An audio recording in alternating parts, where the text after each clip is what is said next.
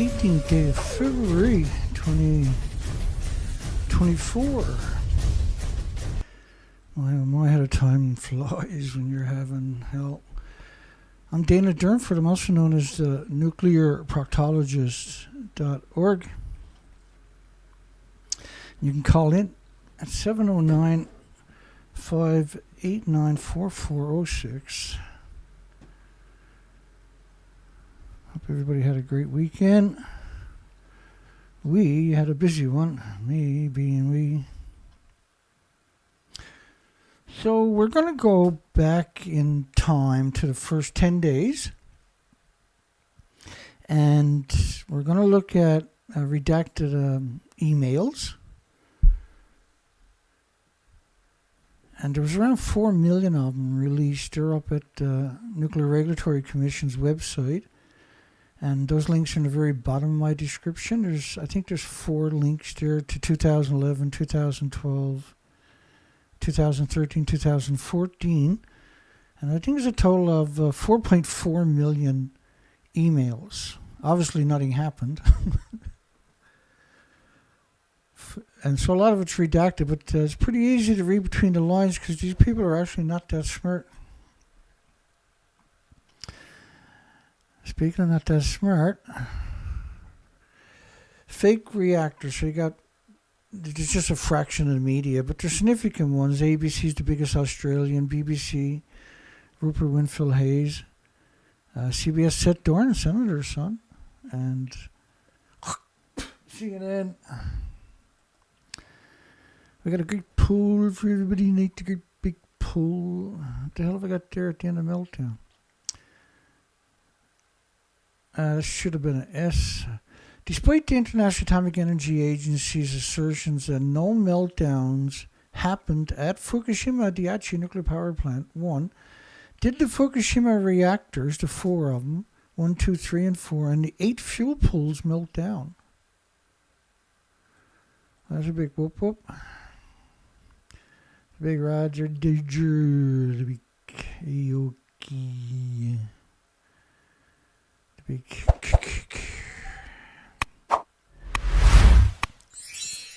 la la la la la la la, man, screw you, Dana Tube. Where the nuclear lobbyists rule, the insane nuclear lobbyists rule today. The descendants of the Hulk, I hear, and Spider-Man. Whatever these creatures are, those and thems, you got a superhero for everything, right? And without the superheroes, because the nuclear industry can't be a superhero, so they have to make up a bunch, right? Okay, so before we get into the emails from 2011, from the first 10 days, and because you're talking about 4.4 million emails, it's mind-numbing how much is garbage. And then all of a sudden you're like, oh shit, that's important. Okay, so this is the Kevlar sarcophagus frame for reactor number 1. They built this to envelope reactor 1. And that bottom piece right there is the top part right here. So there's 4 pieces. You can see a man right there. See him with the big ears? Hey, y'all, must have Japanese man. This is the reactor 1 explosion. That's why they're building this Kevlar sarcophagus. Now, the idea was to hide it from the public view. And they've done that for 5 years. It was so toxic, they eventually dismantled it. And all this was built off-site and brought in and assembled with cranes. You can see the big panels and everything's done in panels. This is all built off-site. Reactor 2, you can see the heat signature at the very top of it, not doing good. So it's 100% meltdown of the fuel pools. There's 2 of them at the top of the buildings. And this is important for the rest of the story because I don't want to try to repeat too much of this stuff. Because we got a fantastic amount of emails to get through. This is the detonation of Medusa, also known as Reactor 3. This was a plutonium mixed oxide fuel facility. You can see the reactor cores and the fuel pools falling back down to Earth. And this is what it looked like immediately after. Now, in Chernobyl, I'm going to turn this clip up. In Chernobyl, all 600 helicopter pilots died. And Fukushima is 4,000 times or so worse than Chernobyl.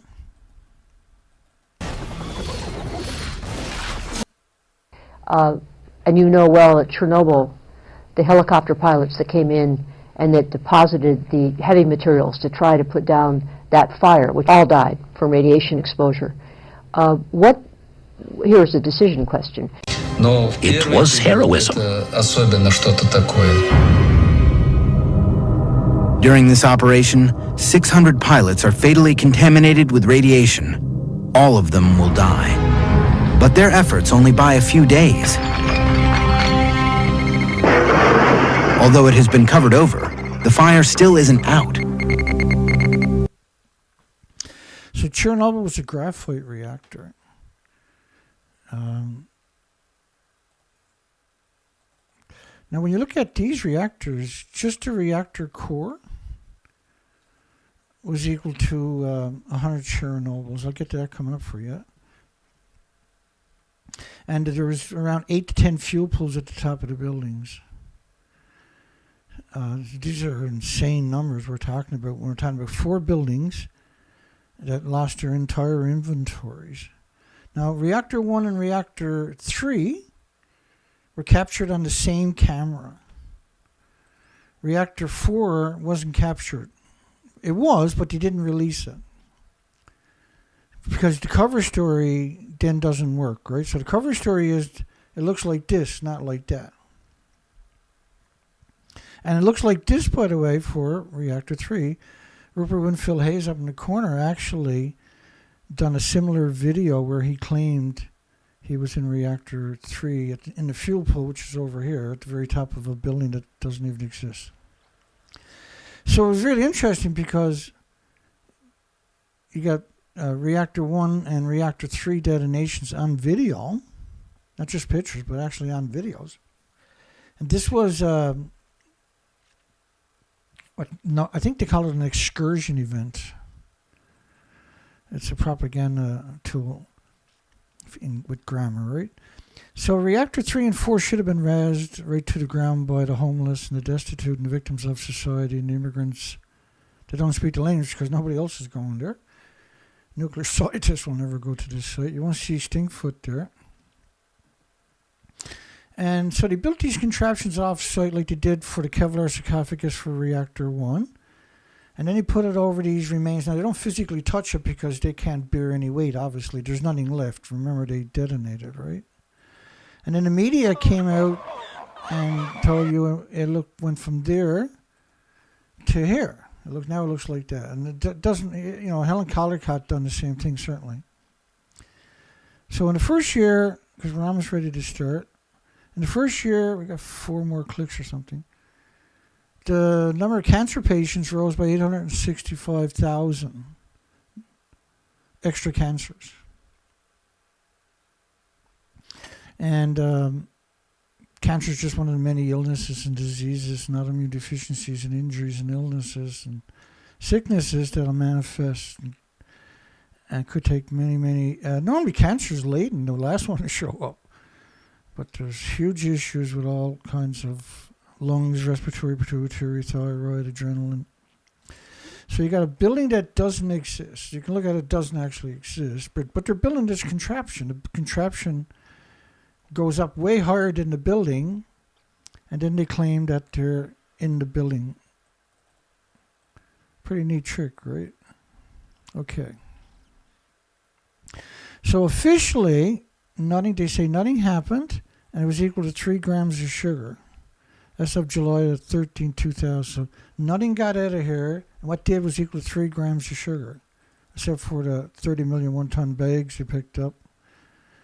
That can, 14 prefectures, the food was banned for over a decade because it's like a banana, right?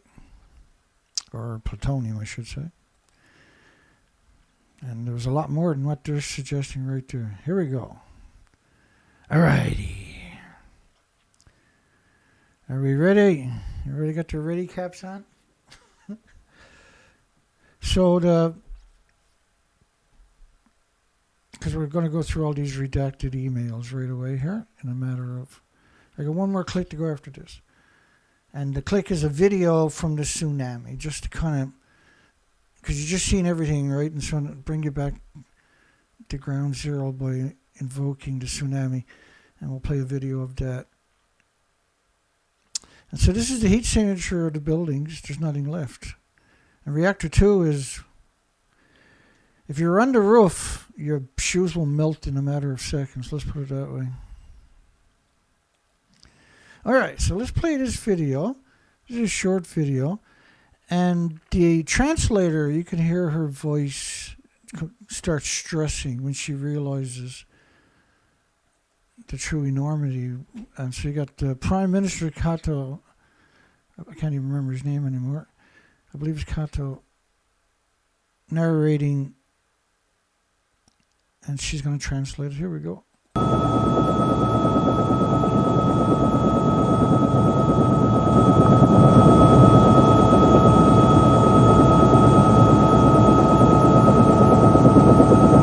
The Japanese Prime Minister appeared on TV to put into play a plan they'd rehearsed for years. We will secure the safety of the people of Japan, and in order to minimize the damage, the government will make every effort possible. And we ask the people of Japan to continue to be cautious and vigilant and keep tuned in to the reports on the television and radio. And we ask the people of Japan to act calmly. Yeah, well, that went out the window quite quick. It was pandemonium. All right, here we go. How much the legwork is done. March 11, 2011. So there was a link to those to the NRC site where you can peruse the emails yourself. And there's 4.4 million down there. There's a lot of snooze fest there, but there's a lot that is like, holy, just, mind-boggling. And now the official story is nothing got out. Because nobody's bothering with the emails. So they've been under my video, the links to them, for at least a month straight. Years ago, I used to have them there too, all the time. I did have a similar discussion with the Japanese who were visiting here. We also have the same speculation. So this was March 11, 2011, and I think the average of the latest email was the 20th of. And because every time you go into these 4.4 million emails, you got all this stuff, and you're clicking away, like, oh, shit, that's important, that's important. But there's no symmetrics to it because that's the way they release the emails. The emails are everywhere when they're not supposed to be like that, right? And then they redacted a lot of stuff. And so when you look at emails and you see all kinds of stuff redacted, that's where you want to hang out. That's good emails right there.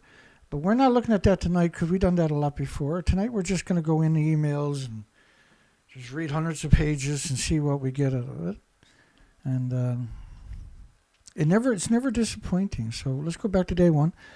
And this was conversations with and everything is listed. And I'll put it on the big screen, the big shut screen for everybody. And so you can see from and to and subject and dates yourselves.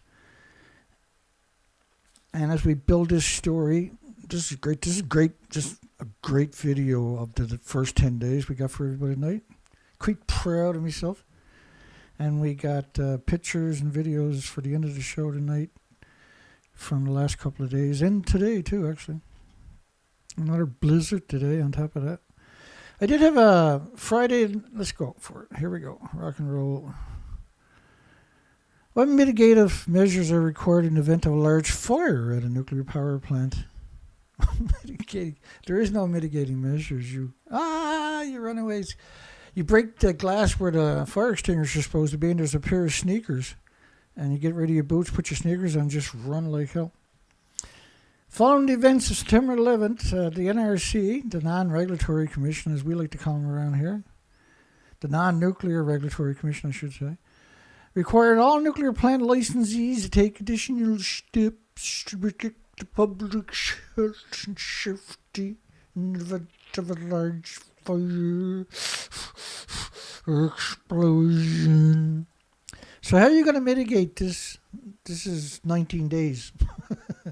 How are you going to mitigate that, mister? How does that actually work? In accordance with the NRC regulations, all nuclear disease factories are required to maintain and restore cooling for the reactor core. I thought the Japanese were the most technological pieball on the bloody planet. How are you going to restore cooling to Medusa, Reactor 3, the plutonium mixed-isotope reactor, huh? How are you going to do it, huh? Yeah, I'm talking to you. Are required to maintain and restore cooling for the reactor core containment building and spend fuel pools. I got a couple first-year students. They'll take care of that, Dana. We'll get Stinkfoot. He'll do that. Thunderfoot will fix that one. That's where he cut his teeth. Was at Fukushima Reactor 3, I think, was it? Under the circumstances associated with a large fire and explosion. Well, explosion looks like this and does that. And bye-bye insects, bye-bye birds, bye-bye ecosystem, bye-bye fungus, bye-bye bacteria. Oh, we never did one, but we don't need bacteria, Dana. The plants need it. We don't need it, though. How do we know these will work? These will work or be effective? Well, you take a picture. Say, look, it wasn't effective. I'm not rocket scientist, moron. Got your big shot degrees and you can't even add 2 and 10 together. In addition, I'll calm down eventually, maybe. In addition, operating reactor licensees were required to assess the site-specific conditions and develop mitigation strategies to protect the nuclear core, the containment building, and the split fuel pool at each nuclear disease factory.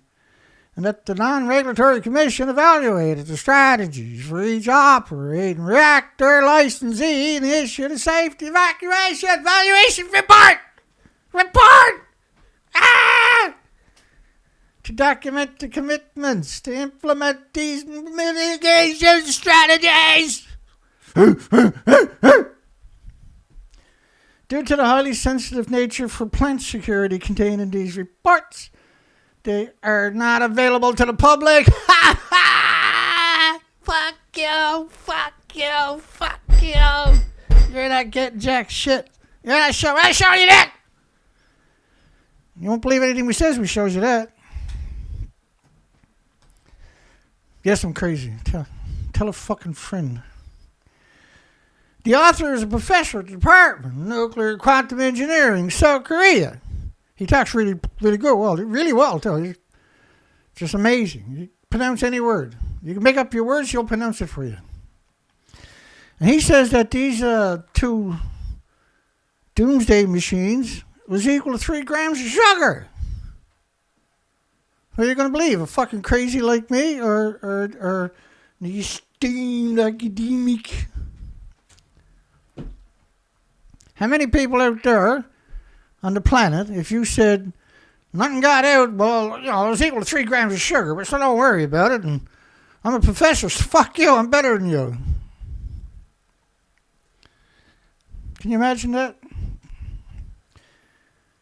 Should he at least have his lips fucking tore off and his nose shoved up his fucking armpit? I know what you were thinking, so I didn't need to say it. Has any plant ever had to employ them? Well, the Non-Nuclear Regulatory Commission is not aware of any plant that needed to employ these mitigative measures in response to an actual event.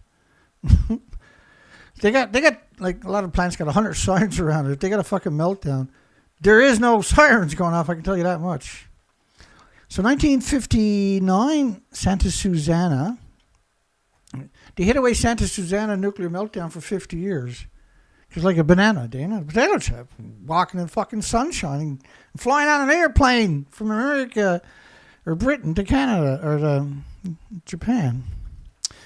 According to the analysts of a 5-year study by a panel of independent scientists convened years after the incident, the Savannah River accident spit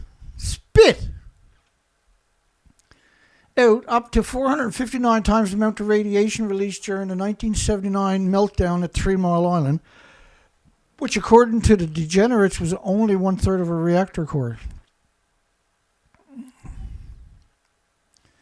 And so somebody writes a story like that, and then they put in the word spit. It's like throwing a big fucking turd in the punch bowl, right?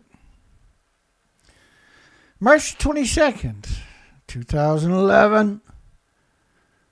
From Nancy Garter to Holly Janberg's meeting transcript.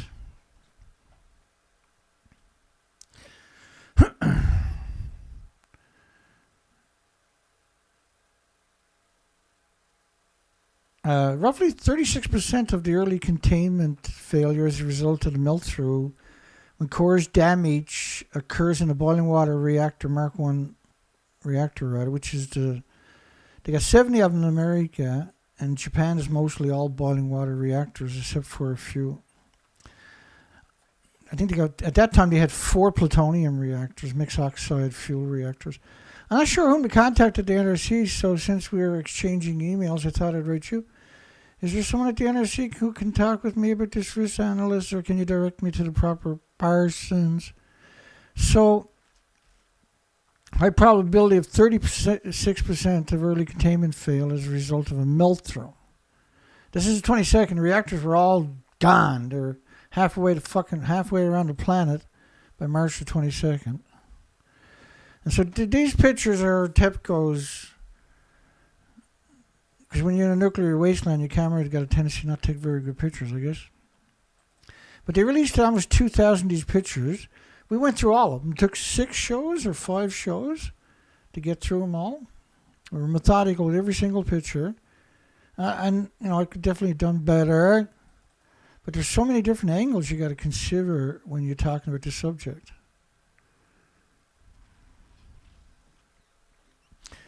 I should be like, should start off the show. Hey, it's one of them nights, eh? So this is shortly after the tsunami debris. These pictures are TEPCO's original releases. Wow, all the electronics look perfectly fucking healthy, Dana. They could probably power that back up with a little generator, a little 2,000 watt generator.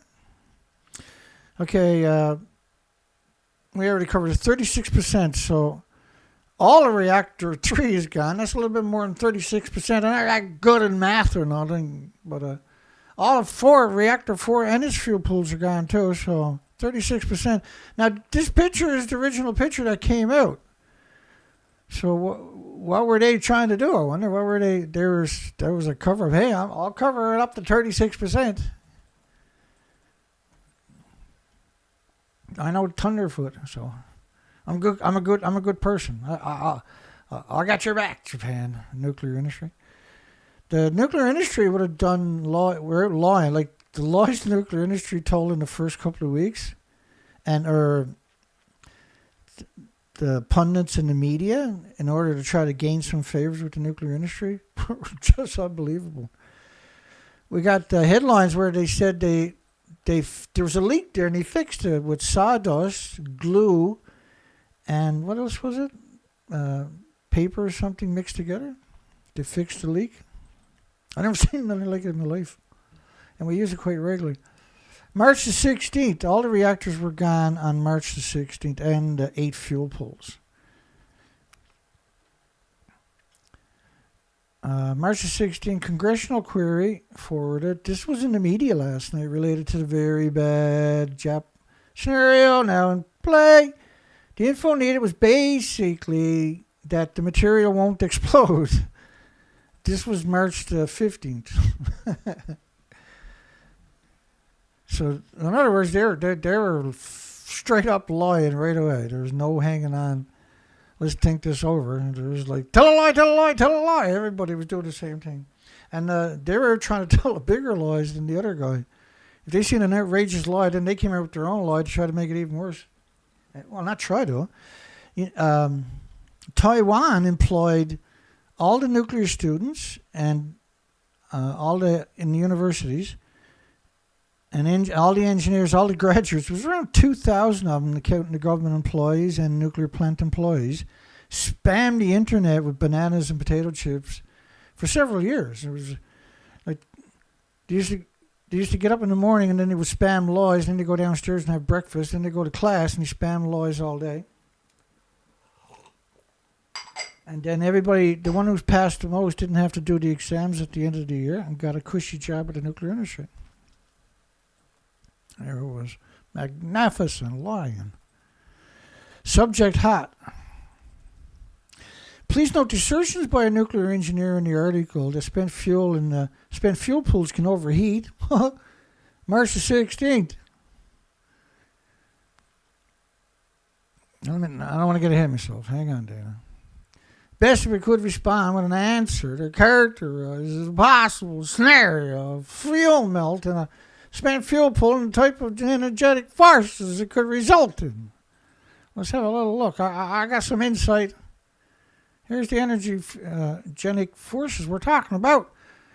Hang on there. That's the reactor core falling back down. That's one of the fuel pools. Oh, that's a couple of the fuel pools. Now, they were aware of this on the day they wrote the email. This was in the news. So, this is what I mean. You get this weird... I like it when you get a lot of redacted stuff, and then they'll leave sentences in between it, and you can read the story, right? You can extrapolate from that. Does the Non-Nuclear Regulatory Commission think the story is accurate? Could the spent fuel rods create a fission reaction? Of course they can, moron. I am surprised by this, since I thought fuel rods in the United States or Japan used low enriched uranium, but it's gone through the chain reaction, dipstick, and will not result in a fission explosion. Of course they will. It's the gases they're producing, right? So when the fuel rods melt down, the first thing that happens is the zirconium cladding degrades as the heat builds up, and then it'll spontaneously combust. And then you're creating all this gas, and the minute that it finds any oxygen, boom, it's all over. Ba-boom. Fission criticality in the cooling pools threatened explosion at Fukushima. A lot of these are hyperlinked, by the way. There's emails, but you might have to copy-paste some of them because the industry got a tendency to take that stuff offline. So this was I put these 4 sides of Fukushima Reactor 4. This is a friggin' long time ago I done this picture. It's probably 8-9 years ago at least. Still scares the shit out of me. So you got 4 different sides of Reactor 4. Which one got the reactor and the fuel pools in it, I wonder? Does anybody really think there's a reactor and a fuel pool in Reactor 4? Because you're looking at it from 4 different sides. What do you see? So this was a 65-meter, 190-foot, 19-story building, which is 50 meters wide, 150 feet wide. That's Reactor 4, right? Sort of a fission explosion at the Fukushima power facility emerged today. This is the 14th. When the roof of the number 3 reactor exploded, and the fear that a spent fuel pool located above the reactor, over the reactor, has been compromised. Oh, that can't be good. Not compromised. You're not allowed to use that word. It's Sunday. You can't say words like compromise on Sunday.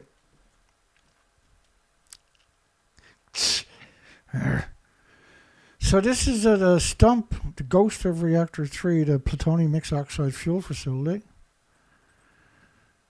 March the 14th was the date. So the fuel pools were constructed on top of the Fukushima reactors instead of underground. Oh. Speaking of underground, the steam coming out of the ground is a lethal dose. And it's 20% more than it was in June, and this is October. June, July, August, September, October.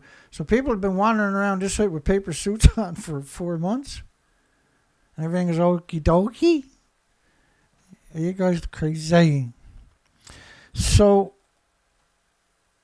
as of 2010, there was 3,450 fuel assemblies in the pool at the number 3 reactor. Not pools, but pool.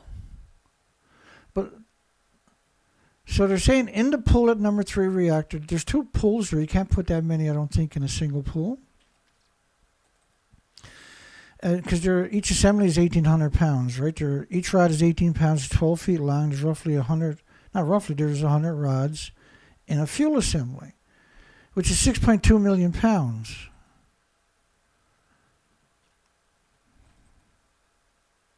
The destruction of number 3 reactor buildings has experts concerned about whether the spent fuel storage pool, which sits just below the roof. Let me look at it here. Let me see, the roof was 4 times that height up in the air. I'm going to go ahead and say it's not there. Nuclear industry is going to attack me. No, it's definitely there, Dana. You didn't look up. You got to look up, Dana. Could have survived intact the hydrogen explosion. Well, the hydrogen explosion is the nuclear meltdown. That's the hydrogen explosion. It's caused from the reactor core melting down and releasing the hydrogen gas. The hydrogen doesn't just fucking magically appear there. Abracadabra, look up. Crap, created hydrogen. Let it run. The explosion was much more severe than Saturday's blast at the number 1 reactor because it was a plutonium mixed oxide fuel reactor. It's reclaimed uranium, reclaimed plutonium. It's already gone through a chain reaction. They usually burn off at around 200,000% hotter, according to our experts. In fact, they felt the explosion 25 miles away. I can spit that for you know. Oh, when I was young. Okay, maybe not 25 miles. 25. Never mind.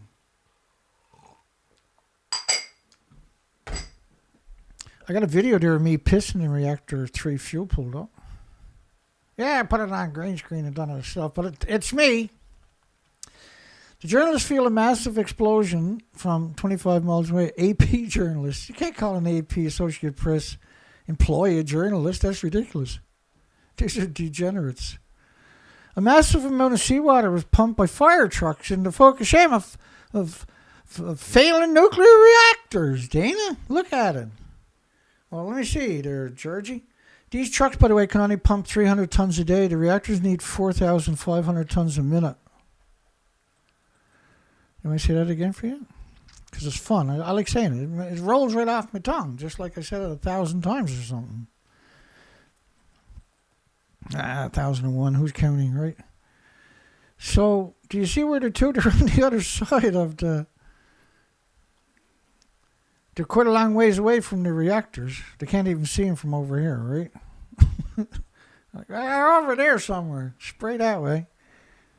No, you can't go over there, moron. You'll die. It's nuclear meltdown. If the homeless won't die, right? So let's get lots of them. They don't die because nobody knows they exist, I suppose.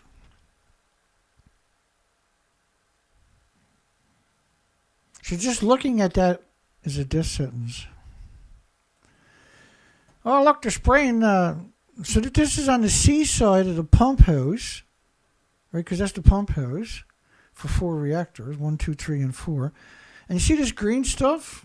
That's a reagent that they use to bond with the fuel particulates that are wafering up in absurd amounts.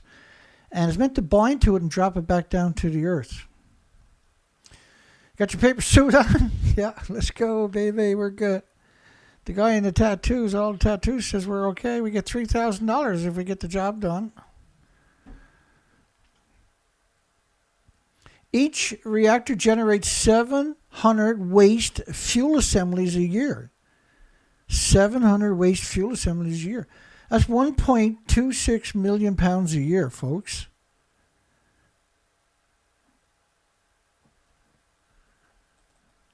And over 40 years, that's 50 million pounds. So when I tell you there's 8 or 9, 10 reactor cores stored at the top of the buildings, I was wrong. It's a lot more. Damn it. So there are 3,450 assemblies in each pool. That's got to be the 2 pools, plus another 6,291 in the common spent fuel. So let's check and see if we can spot the 3,000. They're pretty big. They weigh about almost a ton each. Should be easy to see. Now they're up there at least 100 feet above the top of that stump. Yeah, maybe they're above there. No, they're not. The fuel pools are at the top of the buildings, right? According to Ernie Megat Gunnarsson's, that the building looks like that, not like this. He built racks for the assemblies. He should know. Are you calling him a lawyer, Dana? I do believe I am. The common spent fuel pool, which is behind Reactor 4, sits at ground level with the pool itself above the ground. Not very much, though, compared to the reactors. I'll show you pictures. Well, actually, they're almost pictures. I'll explain that in a few seconds. The very next click, actually.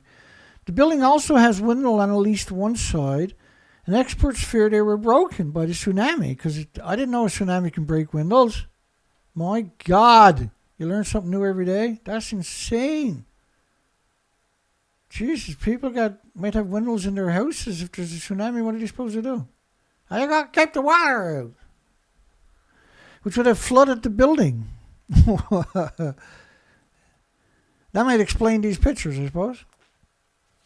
On the 10th anniversary in January, I can't remember the date, January 7th or 8th or something, there was a Chinese story showed up. And so I translated the story because it looked really cool, all that Chinese language. I'm like, I got to know what that is. So I translated it. And it was the only story that I found that linked me to a special page of TEPCO where there was 736 pictures of drones from the original footage. It was like, wow. And so I done something silly. I took, because the pictures were way up in the air, so when I zoomed in, I was like, I can't see anything. Everything is pixelated. It's all redacted. This is garbage. I got to throw that in the garbage. I can't do nothing with that. They got everything hit away on me. I said, wait, Dana. Wait, Dana. That's a big fucking story. Why 10 years later, coming up to the 10th anniversary of the machine that will destroy the humanity and the 8 million species, would they release pictures, 700 pictures, that are redacted of the reactor cores and a few other things, namely the spent fuel pool up there. Hang on, I'll show you, obviously. My arms are not as long as they used to be, so I can't just reach up there. I'll go up here. That's Reactor 4, or common spent fuel pool. So it took fuel from all the reactors. This is Reactor 4, and it's right behind it, and it's all redacted. The stack is redacted, and that's where they vent fuel pools, by the way. Well, not anymore, because they're gone. And this is Medusa, the plutonium mixed oxide Reactor 3. Right, and over here is the incinerator. I think that's the incinerator. Every nuclear power plant got an incinerator. Fukushima got 3. Guess where the winds are blowing all the time? Dirty bomb, non-stop dirty bombs. Okay, so I'm zooming in, and I was like, holy shit, everything is redacted. This is the common spent fuel pool that they're talking about. And so I can't wrap my mind quite around it, but I got more information, so I grabbed that for you guys. Was it the common spent fuel pool, right, 6,291. Approximately 700 spent fuel assemblies are generated each year, stored in spent fuel pool dry cast. According to Albert Dane, a former nuclear engineer, this means that the common pool is now full of radioactive corrosive seawater that will cause the fuel assemblies to fail and burst open as they're doing inside the reactor cores that have been hit deliberately flooding with seawater. If the pool drains or boils away, the fuel will melt, burn, and possibly explode. If the fuel collapses into a sufficiently critical mass. Okay, so let's do some funny stuff with that picture. So the drone is flying over, taking all these pictures. The batshit crazy nuclear industry censors most of the picture. But what you're seeing in the background is transport truck containers stacked up from the tsunami coming in, right? And sweeping through. We got some pictures there coming up. And a big visual. So 350 assemblies in each pool. There's 2 pools at the top of each building. So if we does that, then it's 6,900 tons, which is a lot. That's 12,000 pounds. 12 million pounds. Now let's say 6 million. It's still silly, crazy, insane, lunatic amount compared to Nagasaki, Hiroshima, 100 pounds or whatever. As shown in slides, the common pool building sits at ground level with the pool above the ground. So here's the tsunami rushing through the site. So I want you to visualize you're there. And you're like, well, I want to be over here, so I'm just going to swim across.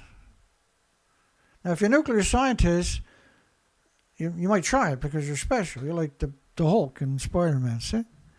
But the rest of us plebes, we got to consider that that's going to kill me.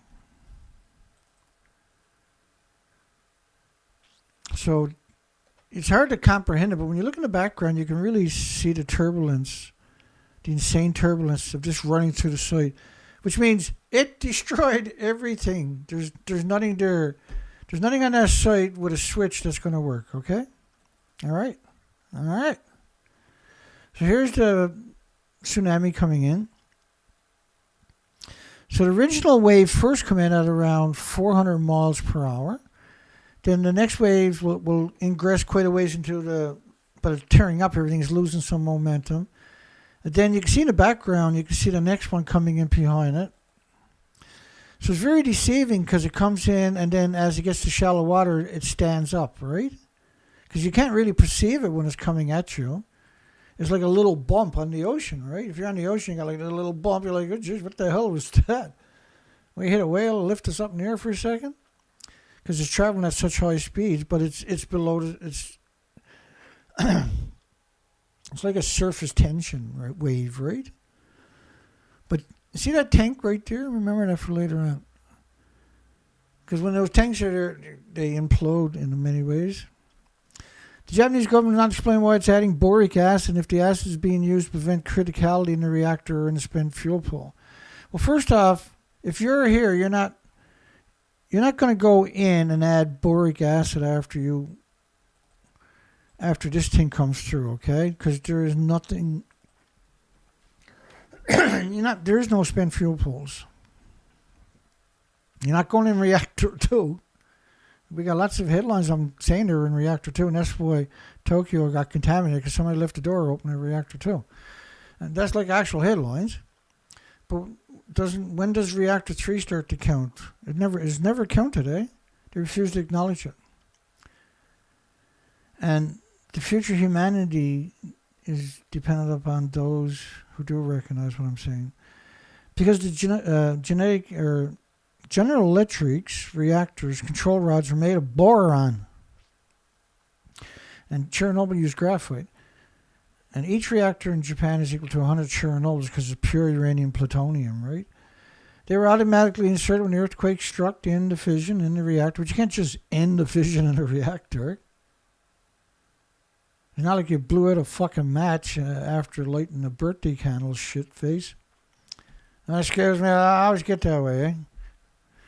When I hear a blatant lie, I get a little indignant. All right, I get a lot indignant. And they were automatically inserted when the earthquake struck to end the fission. And that doesn't work that way. And, it works a bit, but it doesn't you got to keep the cooling water coming nonstop. Let's put it that way, for quite a few days. There should have been, which is 4,500 tons a minute. It's 1 million gallons a minute, so they didn't just end it. There should have been no need for additional boric acid, but really, have you seen Fukushima shitface? But if the fuel rods have been compromised and the damaged fuel bundles were not properly separated, everything goes pow, bang, boom, boom, dong. So this is after a tsunami runs through your neighborhood. When the power is lost at the site, the cooling system for the pools would have run out of water in about a day. No, it ran out of water right away. There's nothing functional left on the site because you had a big, stupid tsunami come through your site. Everything is destroyed. You don't wander around pushing buttons after that, okay? The water in these pools would heat up and evaporate to the point where the top of the fuel bundles would be exposed 24 hours. So even if the reactors, which were running, they're going to melt down because you can't shut down the chain reaction right away like Bozo suggested. So the fuel pools, if they don't get water for 24 hours, the top of the fuel rods are exposed to oxygen. They'll detonate, basically, because it's zirconium, right?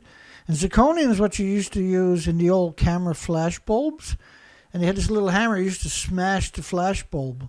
That's how they would get the flash, right? They would click this button, the button swung a hammer, basically. It hits the glass and breaks the glass, and then the oxygen rushes in, and then the powder inside was actually zirconium, and it would just flash when it was pure, right? And that was so everybody had a camera back in the day was poisoning. You bought a camera for your family, and you were using these zirconium flashes in your house. Your house was permanently contaminated after the very first flash. You doomed your children immediately with a single picture. And the nuclear industry was doing it, knew at the time the repercussions for using that. And like everybody had a bunch of money, had these cameras. All the journalists were going around, they take your picture, you breathe this stuff in, it's like another dead soul, dead man walking. Experts fear the explosion rained debris into the pool to stop the natural cooling of the fuel bundles, or knock the bundles together, damaging and sending the irradiated fuel chunks to the bottom of the pool, where they could reach critical mass. I'm pretty sure they reached critical mass.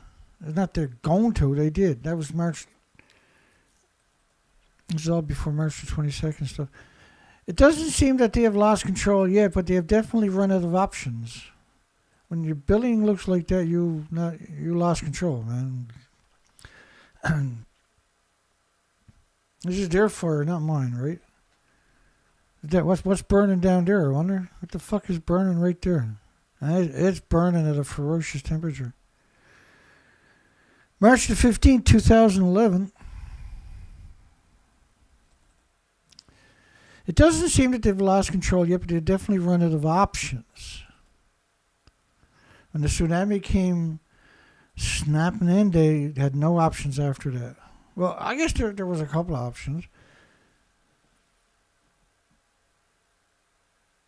If those solutions, the seawater and the boric acid, don't work there, and no more arrows are in the quiver, they have shot everything they have.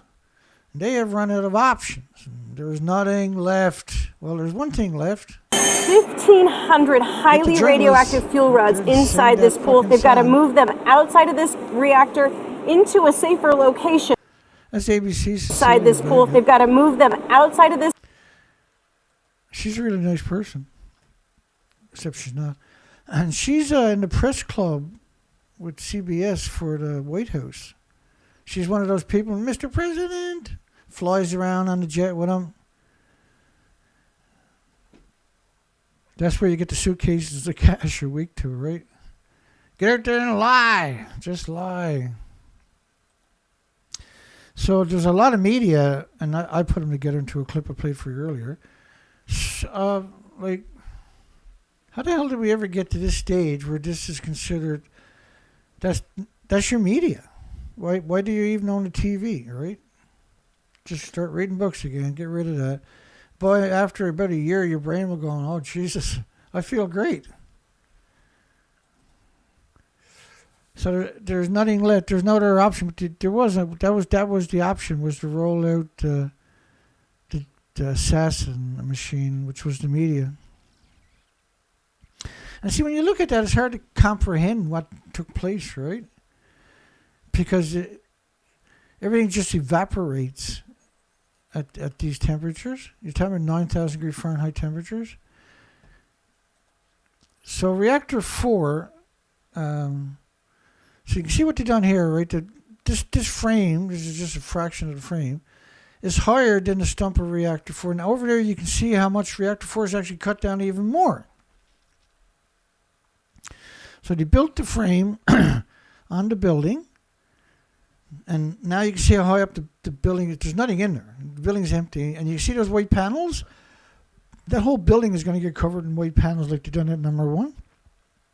And then the media came out and said that they were in the fuel pool and that they were on top of the building. But you can't be on top of a building that doesn't exist.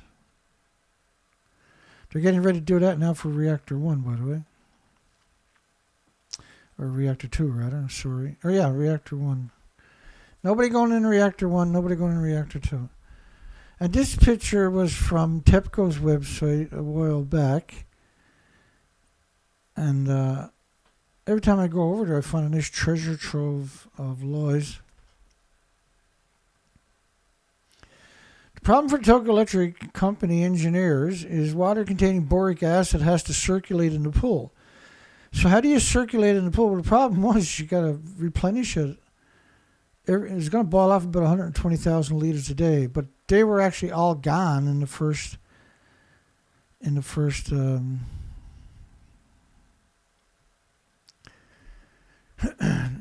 little while, right? Let's keep it rolling here. All right, let me go. Let's run up with the poll. Despite the International Atomic Energy Agency's new claims which is July 13, 2024, that there's no meltdowns at Fukushima. Did Fukushima reactors and the 8 fuel pools melt down? And so if you made it this far, you might be more inclined to lean that they melted down, I would hope. Because when you look at them, you're like, it looks like a meltdown, smells like a meltdown, must be a meltdown.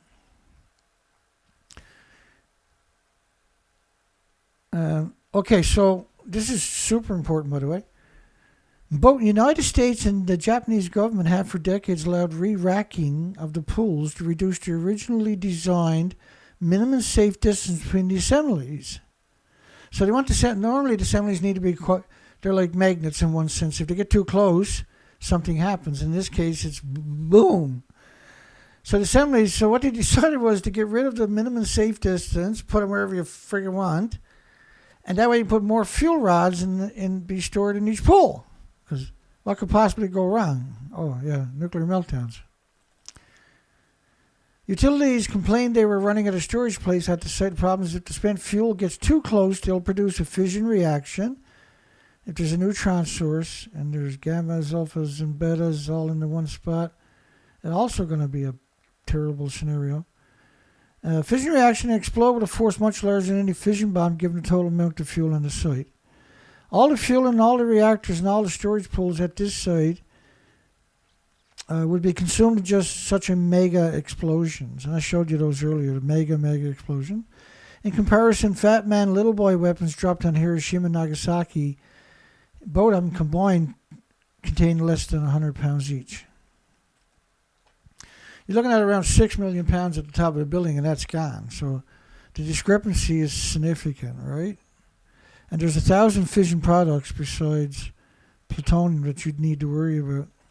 Tritium is the last one, and you still got to worry about it. Map shows Fukushima followed the United States radiation doses. Northeast and Great Lakes is equal to the West Coast.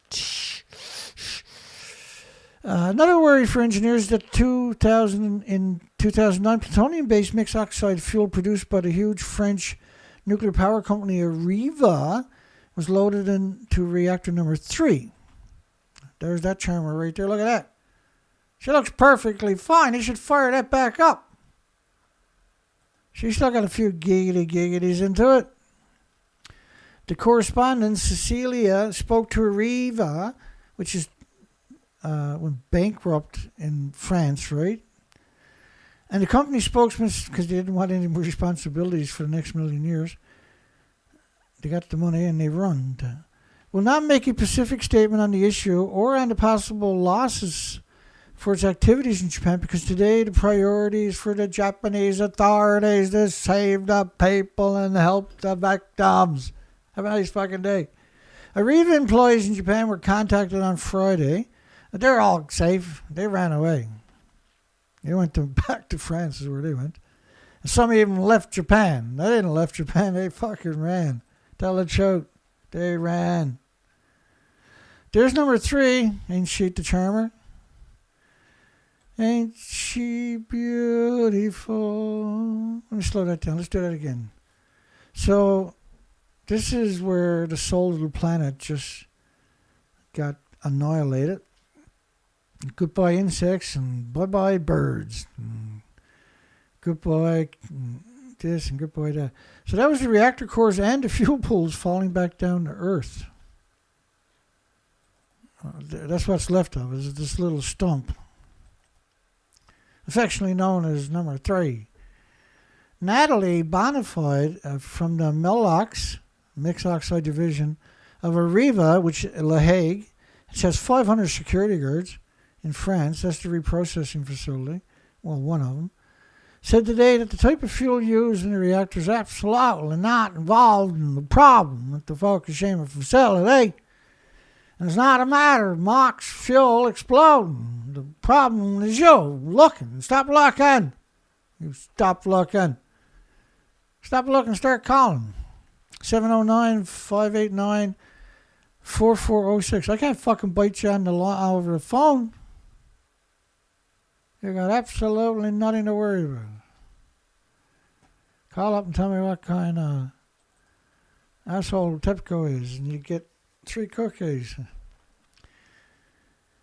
Symposium questions and answers. Explosion at Fukushima Unit 3 drove the nuclear fuel out of the storage pool and scattered it 2 miles away. Let's have a look at that.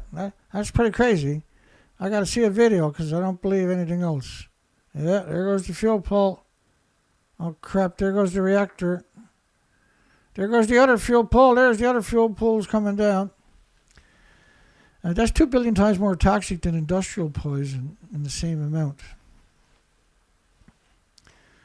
So very tiny amount, very poison for a very long time.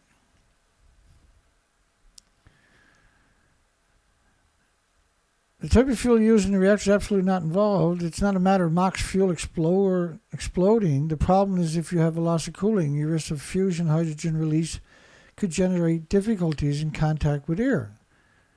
But it's independent from the type of combustion used. No, it's not. You can see what happened.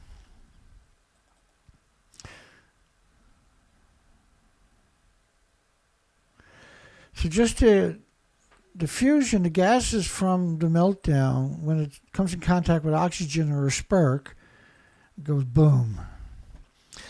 In this site, all the MOX fuel is already loaded into the reactor, and since October 2010, so October, November, December, January, February, March. So it's been there 6 months. So no fuel is stored on site here. So that's not the first time they used MOX there, so where did the MOX fuel go? And the problem with MOX fuel, it takes about 20, 25 years to cool down enough to get it in a cast. So it's still there. On other sites, a part of the MOX fuel is stored on site every 18 months, but not in Fukushima, because nudge, nudge, wink, wink. Because they're melted down. We don't want to admit to nothing now. So you can take French for fucking up the planet. Every 18 months, you have to renew 1/3 of the mixed oxide fuel, the plutonium mixed oxide fuel, because they lost its efficiency. Well, the original, it only is about 2-3% efficient, right? Then it goes into fuel pools, and eventually somebody on the planet will come up with a solution to store it for 1 million years.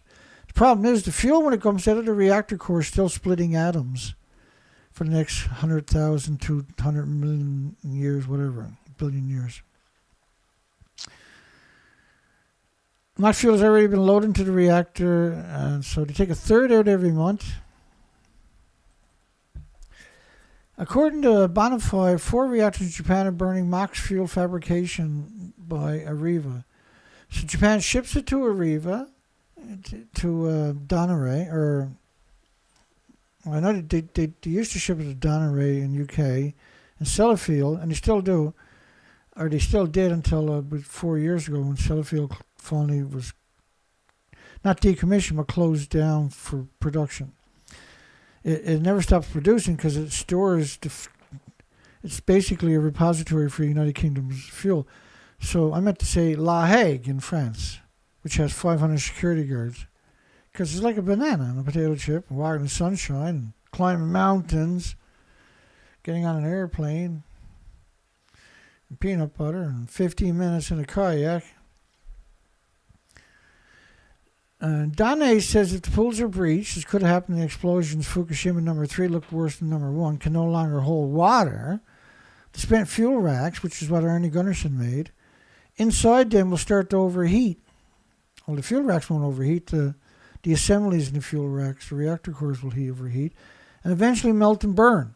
And since there's no longer any roof above the poles in reactor 1 and 3, all the radioactivity they contain is directly open to the atmosphere.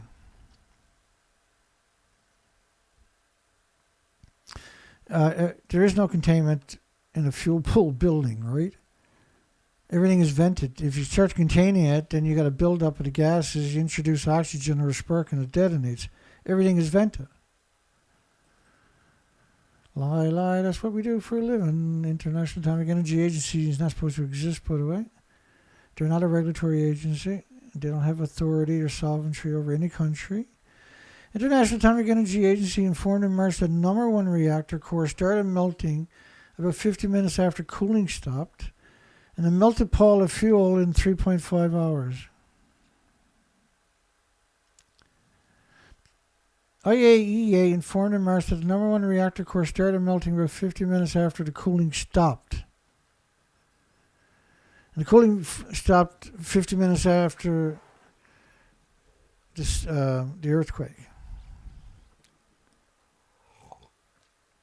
So it melted down in about 2 hours after the earthquake. Reactor 3 took a little while longer before it went kaboom, but it was spectacular because the plutonium mixed oxide fuel burns off, cooks off 200,000 times hotter than a normal disaster. So the radioactive fallout model in the bottom is 26 days after the tsunami and 20 days after the last reactor detonated. According to the Defense Department's source, the cesium detected in the atmosphere around the plant could be coming from the spent fuel pools. These people are insane. Japan Times column is the public, possibly worldwide, sickens over time. The truth will. I hate the word leak. I really like. It's hard to comprehend how much I hate the word leak. You can't call a nuclear melt. Is that a leak? Does that look like a leak to anybody? 1,500 atoms of sulfur, the carbon dioxide buckyball, the sulfur peroxide hydrogen buckyballs. It's caused by spraying salt water on enormous temperature meltdowns. And then you liberate the salt into these spherical shapes, and they're able to ingest the uranium, plutonium, americium, 1,000 fission products, and become very mobile and very super hot particles. And they're very mobile, and they're not solutable typically in water, so they're able to travel long distances. And insects and children, anybody that close to the ground, insects and birds, mammals, will be breathing it in because it lingers there. And they're like a nuclear fallout has an engine. And it's a unique engine. There's nothing like it on Earth. It only comes from the anthropogenic man-made elements, that's why we call them man-made. So these particles are even more energetic, but a typical radioactive fallout particle, plutonium, uranium, americium, neptunium, strontiums, and everything else, right? is pulsing energy in every direction, almost at the speed of light, every second. And some of them can pulse very long distances. This is pure energy. And you know what they say about pure energy. So it's pulsing energy, which, so like your dust doesn't in your house just floating around on a sunny day you can see, doesn't have those particular attributes. If it does, you need to get out of your house as quick as you can. If you see it pulsing, right, you know, if you see it like moving around on its own. And there's stories, you know, the big shock and awe in Iraq was they had to use all kinds of depleted uranium munitions to go deep into the bunkers. And so there was a running joke for the first week of this cloud that didn't move for about 6 days. Well, it moved, but not very much, and didn't break up. And this was a uranium cloud from all the depleted uranium they used in the first few hours of the so-called shock and awe.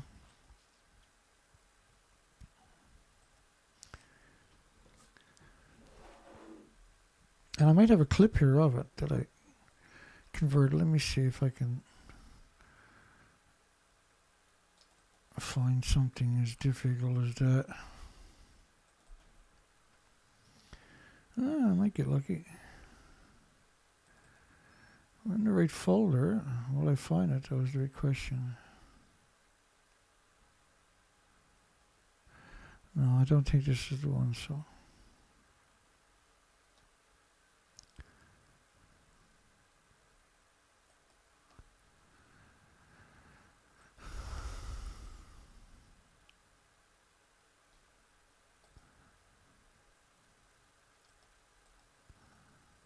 No, I don't see it.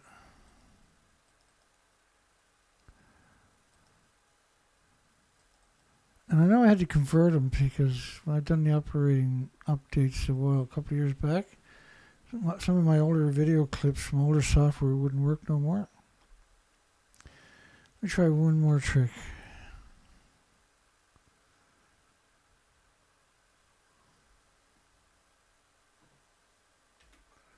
Might not get lucky. Let's keep going if I don't get lucky on this clip. I got it, but I don't think it works. No, that one doesn't work. It was a bomb a minute. It's 1,440 minutes a day.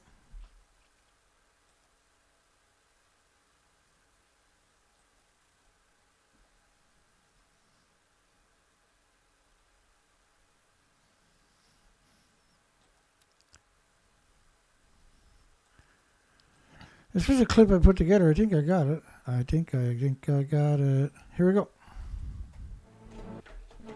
Peace, hope, spade in the last. I'll turn it up. Everybody in the world watched the moment approach. Let me start. I'll fix the audio.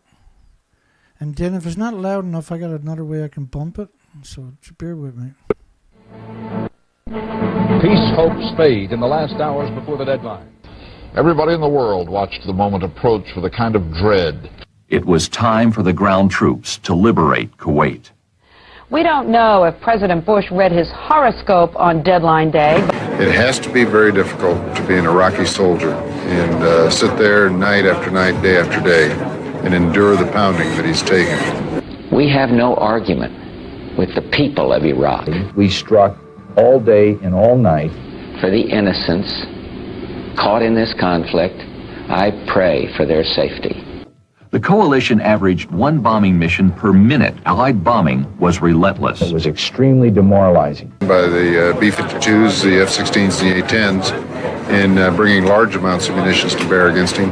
Vividly described by one of the POWs, said the airplane that they feared most on the front lines were the A-10s because their accuracy, using the POW's words, absolutely phenomenal. By the way, the A-10 Warthog only shoots depleted uranium, low-level radioactive munitions. And it wasn't a bomb a minute, it was a bombing raid a minute from all different directions. So we're talking about insanity times... accuracy, using the POW's words, absolutely phenomenal. They never missed. Of course, but we have not heard, I think it's important to stress, one bombing mission per minute. Every minute of the hour, The men and women of CBS News Worldwide are standing by to bring you reliable, responsible, and steady coverage, day or night, of developments in the Gulf, and to do their best to explain them. There, and it happens to be in an area where civilians live. It would still be important, I believe, for the United States to take that I hate out. to interrupt you, General, but there are air raid sirens in Dhahran, Saudi Arabia. That is the largest U.S. base. We're going to go to Bob Simon in Dhahran, Saudi Arabia. Bob? Dan, I don't know how good this audio is, but the siren started about 30 seconds ago. Well, Cheryl, it was almost exactly 2 hours ago when the sirens went off here in Saudi Arabia. Where we are in eastern Saudi Arabia, there was no problem. Now, let me just size my mask and fit it for a second, just like I always do. Stand by, please. Oh, I'd say... I have to apologize for that. I caught a whiff of something and felt momentarily dizzy. You're more experienced in military affairs than I am. When we are successful, and we will be, we have a real chance at this new world order, an order in which a credible United Nations can use its peacekeeping role to fulfill the promise and vision of the UN's founders.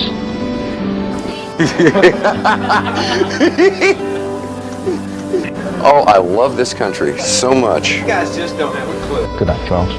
Good night, Dan. Good night, Leslie. Night, gentlemen. Night, Ben. Good night, Mama. Good night, Daddy. Good night, children. Good night, Daddy. Good night, Elizabeth. Good night, John Boy. Good night, Jim Bob. Good night, Jim Bob. Good night, Jim Bob. What's going on? I was asleep. What's everybody doing? Good night, Good night, Jim Bob. Go to sleep.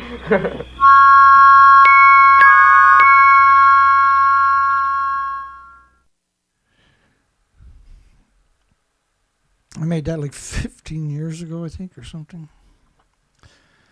Oh, well, boring. I know. Let's get back to the fun stuff.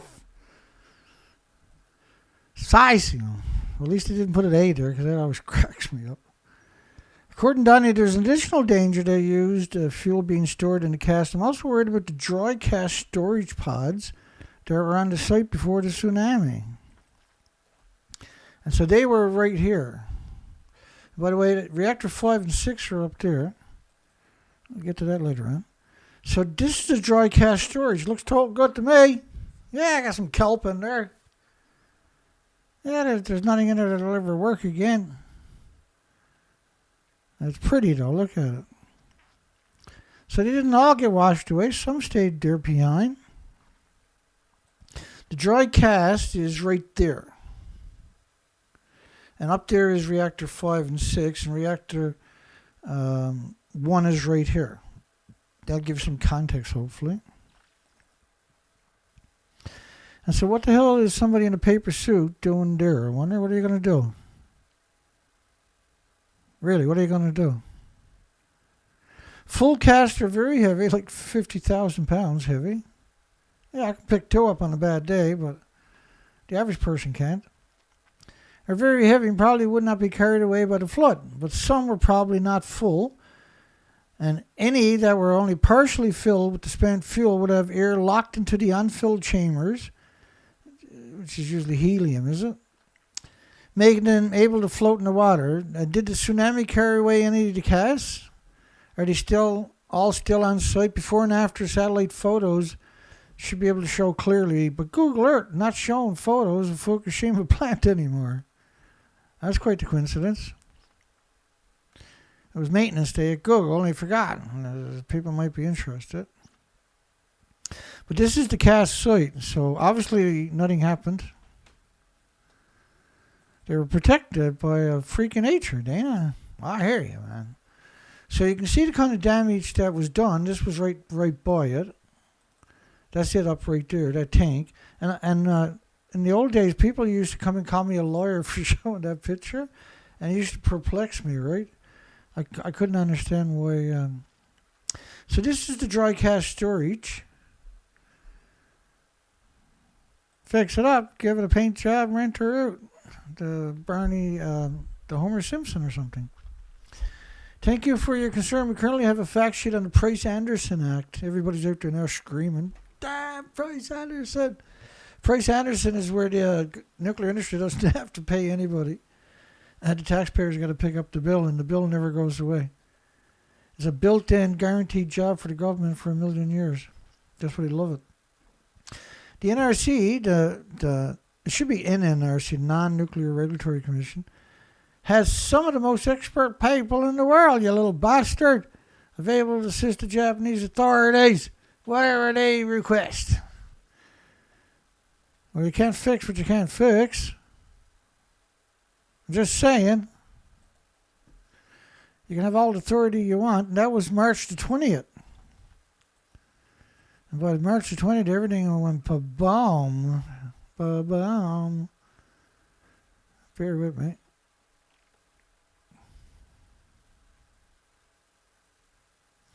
Let's keep going.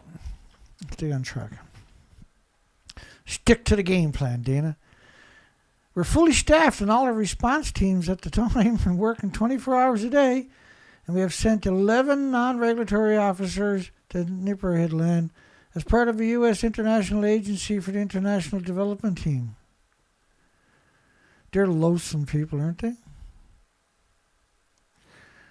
The NRC does not set the standards, by the way, for the public annual exposure limits. So stop bugging us. We merely update our documentation and rulemaking accordingly. So what do you mean rulemaking? How can you not be setting the standards for our rulemaking?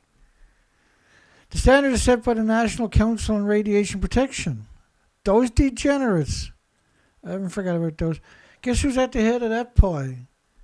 One of the big shit is Kathleen Higley.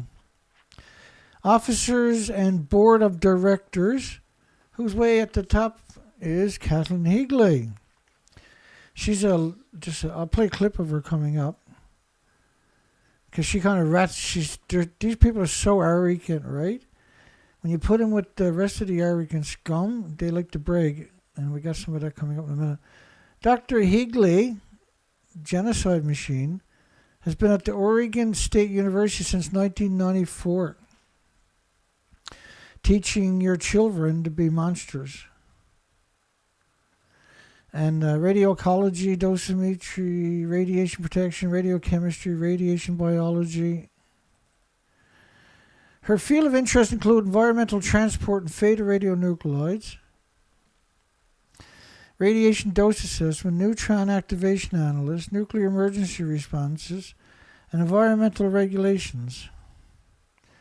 She's the vice chair of the International Commission Radiological Protection Committee for application of the Commission's recommendation, a fellow at the Health Physics Society, and a certified health physicist. In other words, she's a real-life monster. She worked really hard to get the job to be an actual monster. So the vice chair of the Radiation Commission Radiological Protection Committee number 4. And the ICRP is a not-for-profit organization registered as a charity in the United Kingdom and has scientific secretariats in Ottawa, Ontario, Canada. So they're a very nasty bunch of people. With more than 200 little scumbag members from approximately 30 countries and 6 continents who represent the world's leading scientists and policymakers in the field of radiological protection. The world leading scientists and policymakers. These are the worst of the worst, right? They're like the top journalists. They're all pretending they're in a building that don't exist. That's those people. So she's the vice chair of the International Commission on Radiological Protections Committee, which is Kathleen Higley, and that's the Committee 4. The Committee 4's application of the Commission's recommendations provides a voice on the application of the Commission's recommendations for the protection of the people and environment in an integrated manner for all exposure situations. So they're setting the standards for all exposure situations. They're literally the worst of the worst people you can imagine. I'm going to play a clip of some this Kyle Vetter from Berkeley. This is used to be Shinzo Abe's little pet monster with TEPCO. And we got Miles O'Brien, the one-armed bandit. Remember, he lost his arm when he was at Fukushima? He disappeared from Japan. Nobody knew where he went.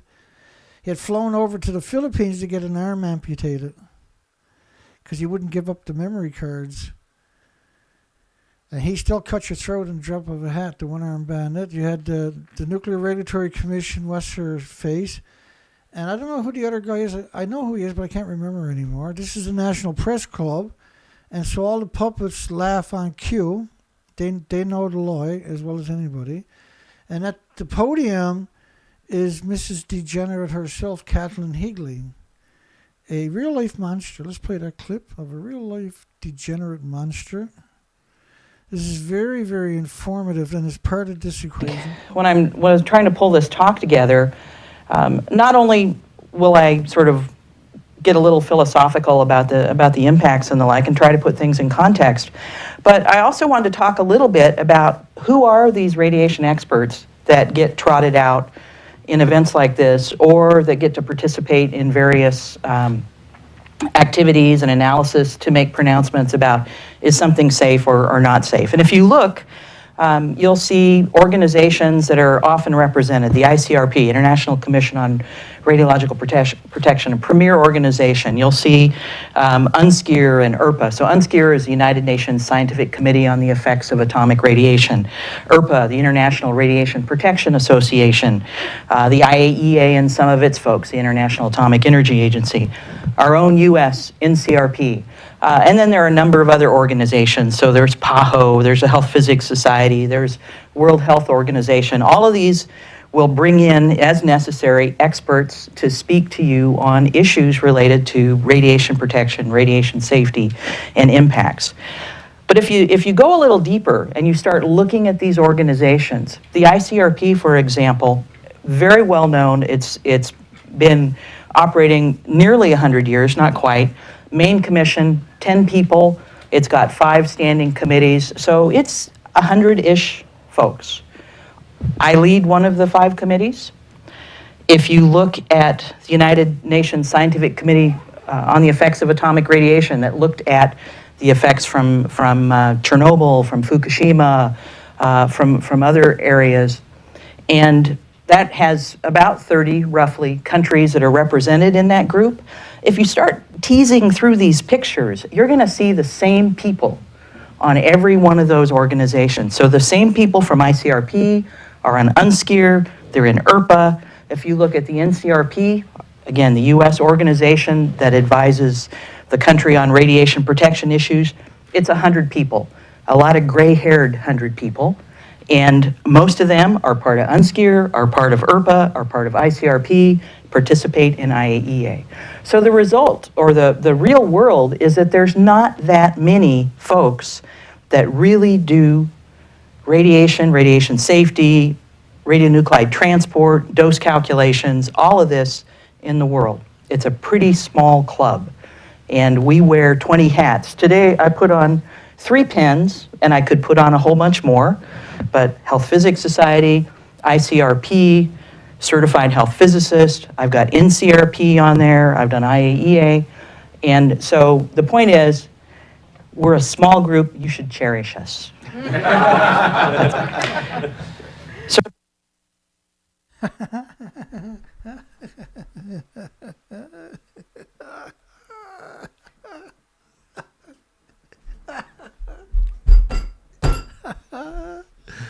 that was awesome.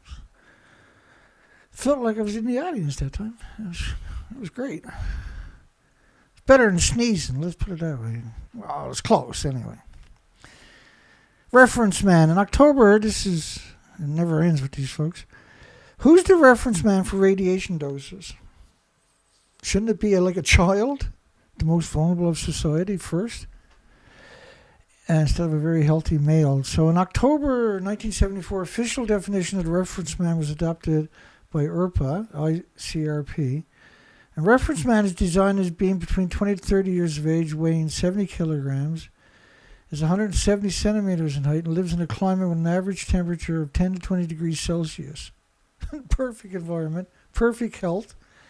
He's a Caucasian, is a Western European or North American in the habitat and customs. Reference man is created for the estimation of radiation doses without adverse health effects. So the healthiest person they can find, that's what they're using for the reference man in their prime, right? These are monsters. This is real life monsters. That should be changed immediately. So the reference man should be the species, right? Because they're the most vulnerable. And then when it comes to humans itself, it should be insects, larvae and stuff like that, because they reproduce quite quickly, and that's what it really is in the real life. And then second, it should be anything dependent upon the insects, because that's bioaccumulation, like birds and that, spiders. And then you work your way up. And when it comes to humans, it should start off with children, babies, because the first studies they're doing is for Down syndrome and autism, not for fucking a healthy 30-year-old male that can run 30 miles, party all night, and get up and show up at work and outwork me or you. So it should be the most vulnerable species of society. So that's why for 6 years I launched research expeditions from Vancouver, British Columbia to Alaska. And there's 27,000 islands. It would take you 71 years to visit one island a day. And those islands used to be worth visiting. So we went there because of Fukushima nuclear meltdowns to study the birds and species in the tidal zones. And there was nothing easy about this. This wasn't a untypical day, except that I had punched a hole in the zodiac that particular day. I'm headed back after a long day on the beach. And this is one of those where the cart comes before the horse. I'll show you the... So this was a typical day. I'm headed back to the liveaboard, and it's about 2 kilometers, 3 kilometers away. But this is where I spent the day, down on the beach. And what I'm doing is I'm looking for my trusty sidekick, Zoe, bless her heart. She died of a stroke when we were out looking for birds one day. Poor thing. She loved it out there, though. So this is what a healthy coastline should look like. Not like a 30-year-old male eating good exercise, perfect physical conditions. So the species, what we discovered to your right, were exterminated. This is the first year. And so we went back year after year in the hopes that the species recovered. And there should be around 7,000 highly visible species in the tidal zones to your left. Right? And that's what it was. And I used to work on this ocean as a commercial diver for 100 days at a time without coming ashore. And now I'm out there for 4 to 5 months at a time without coming home and going into these random little tiny outports to get fuel and water and groceries and head back out. And it was a relentless pursuit for 6 years straight because we wanted to see if the species recovered, if there's any sign of them repopulating the shorelines. Because normally, if you go to a healthy shoreline and plowed it in, then the species on both sides of it would fill in that gap, right? So you have all these species on both sides. So you can't... The ocean was a super life, by the way, right? So a glass of water would have 1 billion creatures in it. And so the most vulnerable species, principle of protection, in 1977 publication 26 set out the new system of dose limitation, introduced the 3 principles of protection. And none of them were looking at the species. No practice shall be adopted unless its introduction produces a positive net benefit. Like pensions for the nuclear industry. All exposures should be kept as low as reasonably achievable. I apologize. I didn't mean to laugh in everybody's face. I couldn't help it. Such a stupid statement. Like, how are you going to protect the environment? And the reason I call, because this is important. So here's why, and I'm the only one that does this, so obviously it can't be true, right? If there was two of us doing it now, then that would be interesting, but there's only me. So here's how radiation's been working, and you make up your own mind. And this is how it works. So you got a plume. These plumes are based from TEPCO's numbers of neptunium-239, which decays to plutonium-239. Thank goodness. It only happens to be the worst isotope a human can ingest or a species. And so the models are based on 20 days of radioactive fallout and 21 days of radioactive fallout. And models using TEPCO's not total release evaluation, because their evaluation was venting, not actual nuclear meltdowns. Okay, so after 21 days or 20 days, you pick your chart. Whatever one suits you fine. I'm going to pick this one because he's close and it's easy. All I got to do is poke right there, and he's done, right? Okay. So you got a cloud. Think of a snowstorm that covers the planet in 20 days. In this case, 21 days. Now, it never goes away. You go away, all the other species go away, but it doesn't go away. It kills the bacteria and the fungus too. It hates that right away.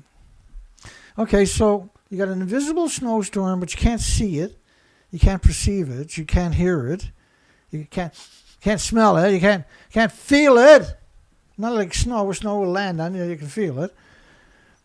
You get enough on you, I suppose. But so you can't hear it, feel it, see it, touch it, pick it up, throw rocks at it. You can't perceive it. But what it's doing is each snowflake that's actually a radioactive fallout element is pulsing energy almost at the speed of light in every direction every second. And so you got gammas and alphas and neutrons and betas. And when they pulse energy at the speed of light, they don't mix together. They don't mingle like snow will mingle, right? This doesn't mingle. So they hit each other almost at the speed of light. So he's coming in almost at the speed of light. He's coming in almost at the speed of light. That's more than the speed of light. And they hit and they create this spark of energy. And it pulses in every direction like an explosion. So you got an invisible snowstorm covering the entire planet, pulsing energy almost at the speed of the light every second. When they hit each other, it's a braking effect where they change direction. That's called an X-ray. So you got gammas, neutrons, betas, alphas, and then X-rays. And there's a whole lot of other things going on in this concoction, this Alexa of stupid. Okay, so this goes on long past the human experience. It's been going on for 80 years. So gas, oil, and coal emissions, which is carbon, doesn't pulse energy almost at the speed of light every second, and doesn't make plumes that covers the entire planet forever. And because the fuel pools at all the reactors are pulsing energy almost at the speed of light every fuel pool is splitting atoms. There's no way to contain it. You have to vent it or it'll detonate. Everything is vented, and it's splitting. Each reactor core is splitting the same atoms as would for 1 million homes, except it's not under pressure and it doesn't have certain other principles applied to it. But it's splitting these same atoms it would to boil water for 1 million homes, and it boils off 120,000 liters a day out of the pool because there's no containment, right? That goes up the stacks, and this is why almost every nuclear power plant is surrounded by farms.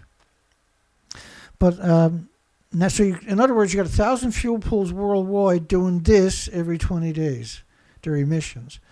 Because that's what these models are based on, basically the same amount of emissions. And so it's hard to comprehend, right, how harmful they are, but it's also even harder to comprehend how small this is. You can't perceive it. You can't see it. There's nothing tangible there. So you become complacent. And Spider-Man and the Hulk and the rest of them will make sure you stay complacent. But that's global warming. That's been going on for 80 years. And your whole ecosystem. So it's not just airborne. It's hard to visualize it, I know. So think of the trees. When you have a forest fire, your trees are liberating all this radiation back into the environment because you can't destroy it. Because it sequesters in all facets of plants. Even the pollen is radioactive. Because it also has, a lot of this has the ability to radiate other things in the environment. So the litter and the foliage not only becomes sterile from the original fallout and the background full body X-rays to everything else, but it takes it would take us many generations to show that we're sterilizing. But not for insects, because they have a lot of, certain insects could have many generations each year. And so when they disappear, they're one of the keystone species that you'll see disappear right away because they're so dependent, right? And when they're not producing, they get gobbled up by the ones that are like... So mosquitoes feeds frogs, feeds fish, they feeds birds, they feed the little hatchlings, they feed dragonflies. There's a whole ecosystem. When they die, you know, they're so integral and they're so prolific in production. So when you see them disappear, which is the major part of diets for many species, lizards, and just they turn the soil into nutrients. And global warming is from radiation, not from carbon. There is global warming, but it's not the story they're trying to convince you is, because otherwise then you start realizing there's something missing in the equation, and the only thing that fits that equation is radioactive fallout. So these species didn't come back. So I've done these research expeditions, and in absolute panic, then I got to repeat it. These principles have since become known as justification, where they use a perfectly healthy 20 to 30-year-old male, perfect physical shape. So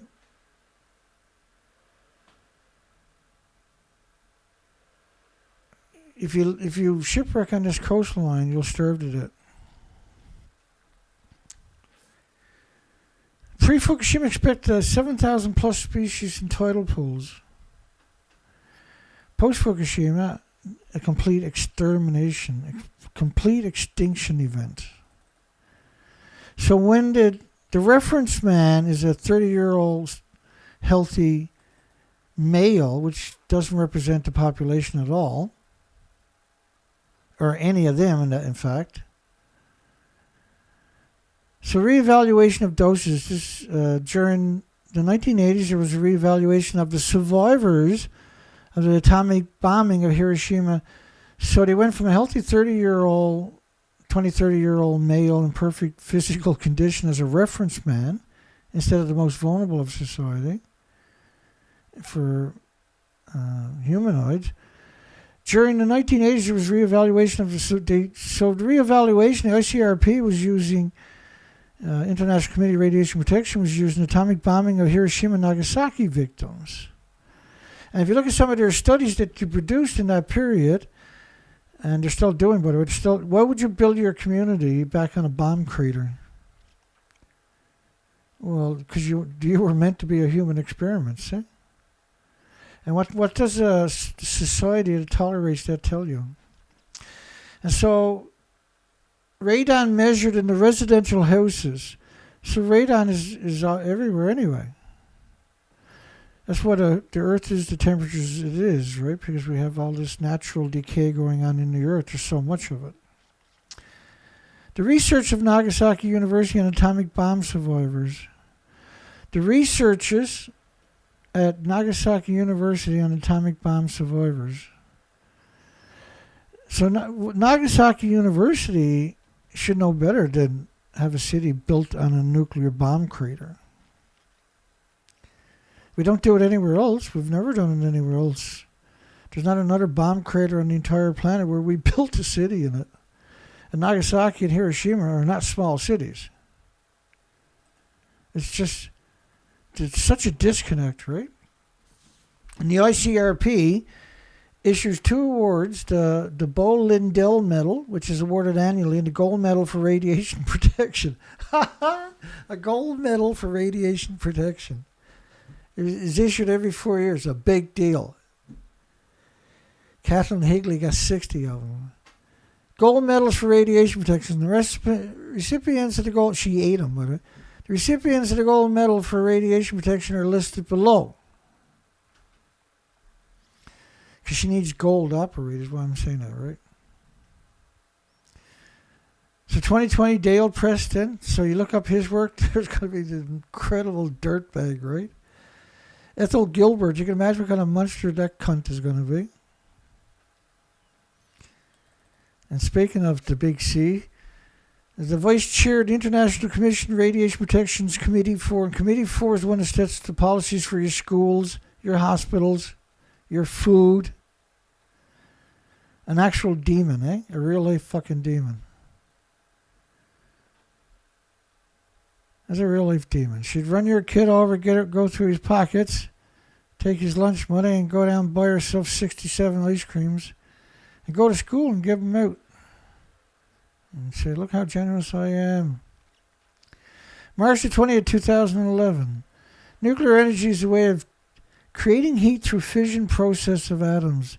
So once you go through the chain reaction and starts, then the elements are, or the concoctions are producing their own physical atoms. They're perpetual machines now, right? And their product is diseases and illnesses, and autoimmune deficiencies and injuries. Heart, liver, lung, respiratory, pituitary, thyroid, adrenaline. Nuclear energy is a way of creating heat. The fission process takes place when the nucleus of a heavy atom is split in two when struck by a neutron. So what happens when you release it into the environment? It does the same thing, Dana. Oh, that's right. The unique properties of uranium and plutonium allow these atoms to more easily fission than heavy atoms. And those unique properties allow the fission of uranium and plutonium to release a massive amount of energy. Well, the plutonium, when you had big old dogs and big old puppies do a single inhalation, there was 144 in Dr. Raymond Gilmady from Loveless Respiratory Research Institute. And all the dogs died of 3 tumors, with 3 tumors in it. The majority of them died from the bone tumors, and lung tumors and liver tumors. And he had, typically the dogs all, when he died, had at least those 3 tumors in them. So it's a real pretty isotope. And it's named after the devil because of those particular attributes. Fukushima tap water wins the Mangdal Selection Gold Award. Speaking of gold. Tap water from the city of a nuclear wasteland, Fukushima, has won the second highest prize in the Mangdal Selection. One of the most corrupt, prestigious quality awards in the world, according to the government. The Fukushima municipal government hopes that winning the Gold Quality Award will help to dispel negative rumors in a nuclear wasteland from the triple, which was 4 nuclear meltdowns and 8 fuel pools meltdown at the #1 Daiichi disease factory, which sits on a lower ground about 60 kilometers southeast. Every house in that city is entitled to be decommissioned. Every building, every house too. Every single house. Only problem is the nuclear power plant keeps killing all the fucking homeless and got no one to do the job. It's a problem. It's a real problem. But the reality of it is, it covered the entire friggin' planet. Not most of the planet, but the whole fucking planet. So you don't have to worry about the water just in Fukushima City. You got to worry about the water worldwide. This model is from the Norwegian Institute of Air Research. It's only based on 20 days. The average American is exposed to approximately 6. This is great. Or we'll get to it. Because this pops up, and I didn't jump on it the first time. I think I was reading. And then when it clicked, I was like, oh shit. This is great stuff. So your press release reference above stated that, and this was March 19, 2011, the average American is exposed to approximately 6,200 millirems, or 0.62 rem, of radiation each year from natural and natural man-made sources. That's how the industry would tell it. So it used to be 100 millisieverts or 100 millirems a year. But that was from natural stuff, and it's simply not true, right? But they wanted to cook up that number so that you, in order to make you complacent in increments over a long period of time, and look what it's done to any child that grew up watching Homer when it first started, and is still alive now, should give themselves a pat on the fucking back. Because the majority of the people that done that can barely cross the street on their own. When did this change from the standard of 360 millirems? Please cite a reference Many texts and training classes will have to be revised if your 620 millirems is now the standard. Well, in the standard of Fukushima, there was no meltdown as of July the 13th, 2023, last year. And that was sanctioned and created by the International Atomic Energy Agency, the world's biggest pro-nuclear lobbying group on the planet. So Saturday, March 19, 2011, using small helicopter drones at Fukushima. 19th?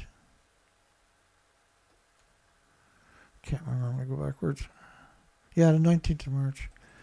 Well, that's what you looked at 19th of March. There's no good looking for fuel pools on the 19th of March, right? And those pictures were available to those in the know. Institutions. Map shows Fukushima fallout in the United States.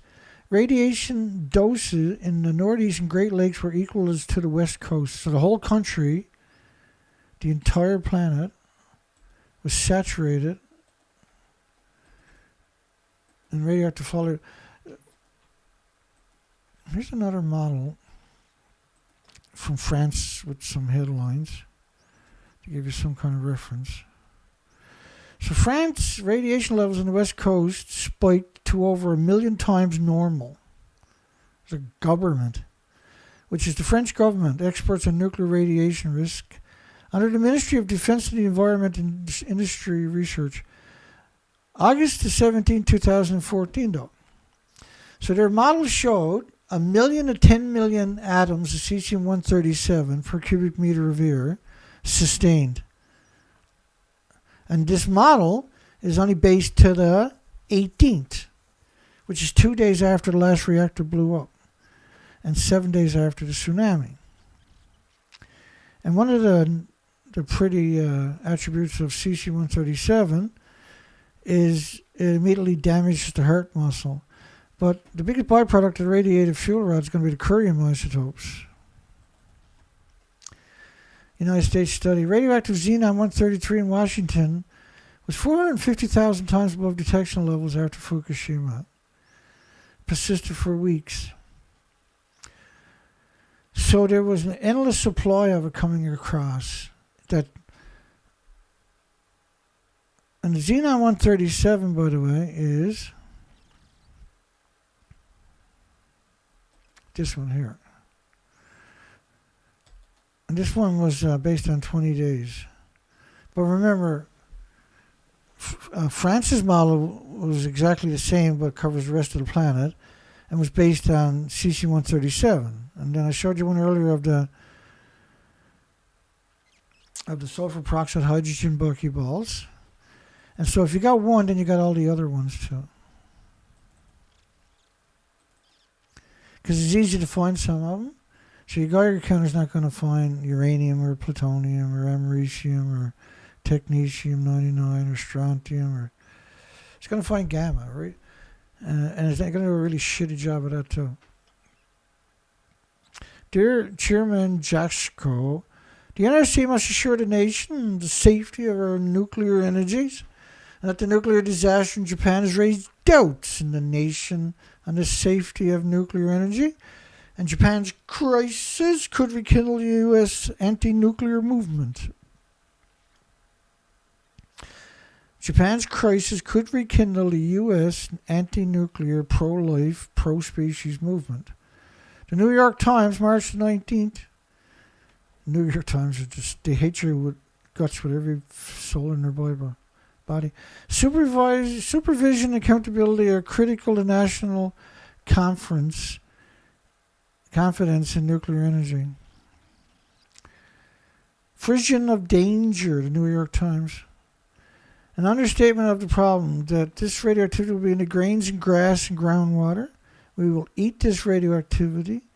Continuously exposing will impact the weaker and older citizens. And we need a rational response to this radioactivity from the NRC. Well, what's the rational response? Everybody head to South America? So first off, it's not just Fukushima. All nuclear power plants are hemorrhaging radiation into the environment from the fuel pools, right? And so that's why every single, except for the ones in the cities, everything else is surrounded by farms. including the biggest disease factories of all, the reprocessing sites. Like Hanford, and this is Sellafield, which used to be called Windscale, and it's quite an interesting story. They changed the name from Windscale to Sellafield because they had a nuclear meltdown in 1957 at a mixed oxide fuel facility on a site that's still hemorrhaging, flowing 8 million liters a day into the Atlantic Ocean from the plutonium meltdown, the plutonium mixed oxide fuel reactor, breeder reactor that they had there. It was supposed to breed plutonium for weapons. Instead, it's breeding plutonium for the 8 million species. So I went out and I looked up all these nuclear power plants, and I was just looking, and there wasn't something that, and so I wanted aerial shots, and I was going to label everything, every nuclear power plant in North America. I was going to get a picture of it and put a label on. It was going to take a week here and there, but I was going to do the whole project, right? So anyway, I wanted aerial shots. So I started getting all these aerial shots, and it wasn't very long before I stopped, and I couldn't, my brain just went, no, this can't be real. Every nuclear power plant, except for the ones in the cities, are surrounded by farms as far as you can see them. Like, no, this can't be real. This is awful. They're fucking exterminating us in our supermarkets, in our food supply, in our medication, or plant-based medications. No, this can't be fucking real. There's all kinds of studies saying this is insane. They would never do that. Why? Because right, they got all this evidence that you don't grow food around fucking nuclear. So why are they growing food around nuclear? Because the evidence says don't do it. Look at it. They got all the studies that I can barely show you anything compared to what they could. So why are all these nuclear power plants surrounded by farms? All the better to poison you in your supermarkets and your vitamins and your minerals and your medication and your pharmaceuticals. A lot of this is going to pharmaceuticals, right? Oh, you want to talk to the boys over in France? They're growing blah, blah, blah. That's perfect for vaccines. An estimation of half-life period of cesium content in root and habitat soil layers and meadow ecosystems. So they know clearly what they're doing. It's clear. This is clear. It can't be any clearer than clear. This is clear. And what clear looks like, okay? Health physicists in the United States worried about inhaling hot particles from Fukushima like uranium, plutonium, etc. The water pools from the spent rods can be supplemented with pure nitrogen atmospheres. So who's going to go into a nuclear meltdown and pump in, like, first off, ain't no nuclear scientist going to Fukushima. If you show a nuclear scientist this picture, they will claw your fucking eyes out if you try to take them there. No! The NRC also requires robust safety and security systems at nuclear plants to combat potential terrorist threats. The NRC requires robust safety and security systems at nuclear plants to combat potential terrorist threats. Try wrapping your mind around that statement, will you? 16,000 workers have quit at Fukushima. There's not 16,000 workers, there's 16,000 homeless. March the 18th, 2011. There is no, like, have you ever heard of Jacobs and Flora or Bechtel or whatever working at Fukushima? No. You know why? Because even the crazies won't go there. Friday, March the 18th, the Non-Regulatory Commission continues to monitor information regarding wind patterns near the Japanese nuclear power plant. Nevertheless, given the distance between Japan and Hawaii, we are not expecting to experience any harmful levels of radioactivity. The NRC does not believe that protective measures are necessary in the U.S.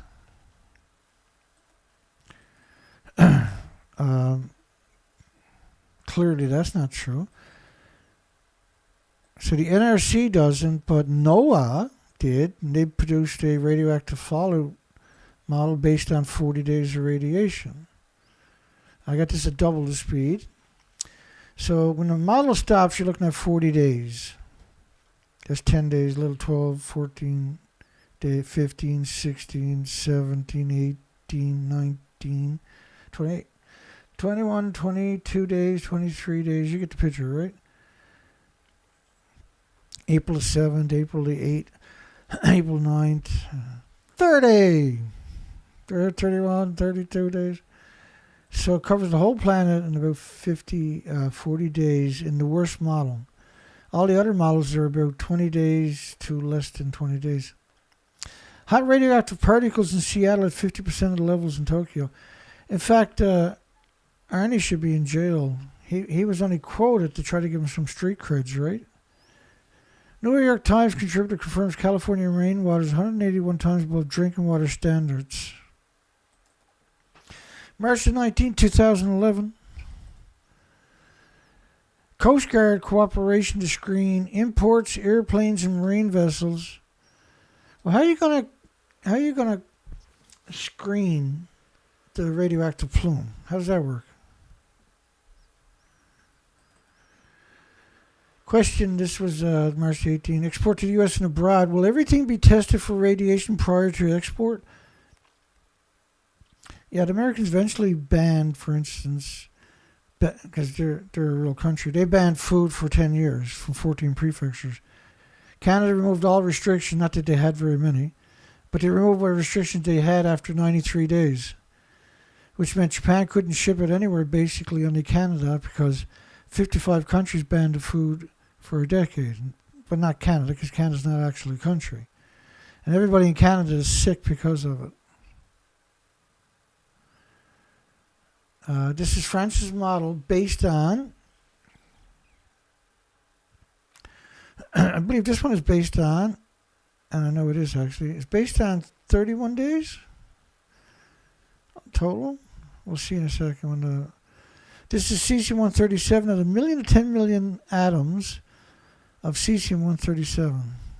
Oh, I screwed up. Hang on. Yeah, so this is March the 4th. Or, I lost track. Oh, this is March the 11th. So this is 30 days. At 1 million to 10 million atoms per cubic meter of air. So then, when you read this statement here, export to the United States and abroad, will everything be tested for radiation prior to export? Well, not everything was banned by the Americans or any other country. On top of that. Question, do all U.S. boiling water reactors with Mark I containments have hard pipe vents from both the suppression pool? Yeah, because they burp, what they call burp. They can burp the reactors. So they get a big air pocket of hydrogen. They can burp it, I think, through the suppression pool and then vent it into the environment, which is legal, totally legal. They're allowed to dump it directly into the ocean, and they're also allowed to burn it in the incinerators. They have limits. And so all they got to do is take as much as they want to burn and mix it with something else to get the numbers down. It's called down blending. And then it's legal. These are insane. Because it doesn't matter how you release it. The fact is you released it into the environment, to the ecosystem, to the biosphere. Boring. So what happens to the nukes now in Japan if there's another tsunami due to a large offshore aftershock? This is a crazy question, isn't it? Well, the problem was they had what was it? 1,000 aftershocks or something in the first short while. They had oodles and oodles of 7 and above. We don't know how many they hid. Like in 2018 at the Hokkaido earthquake, which dropped the payloads in all the mountains. They called it a 6.6 on the Richter scale. Everybody went back to sleep. On March 21st, you had a lot of questions on spent fuel at Unit 4. The one that they had trouble keeping covered. Let me have a look at Unit 4. I think they might have had trouble keeping that covered. So what they decided to do was paint the building, top of the building, invisible, right? So they can hide the fuel pools and the reactor cores from the terrorists, Dana. That's what they done. Since the chairman, which was Jasko, said it was dry in his statement to Congress last week, and we played that. We got that clip. We had Bill Bushore, was it?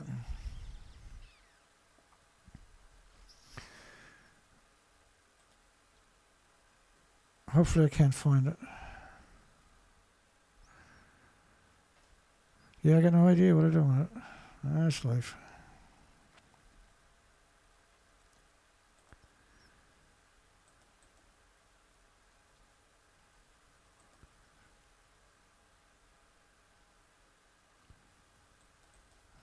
Let's keep going here. How are we doing? Oh, we're at that time, right? We'll call it a night. We'll show you a bunch of pictures. And we spent some money on the weekend. And we'll pick up there tomorrow night. Because I think it's going to be one of those weeks where that's what we're going to be covering, right? Oh my God, we got so much left to get through. It's ridiculous. We went shopping the weekend.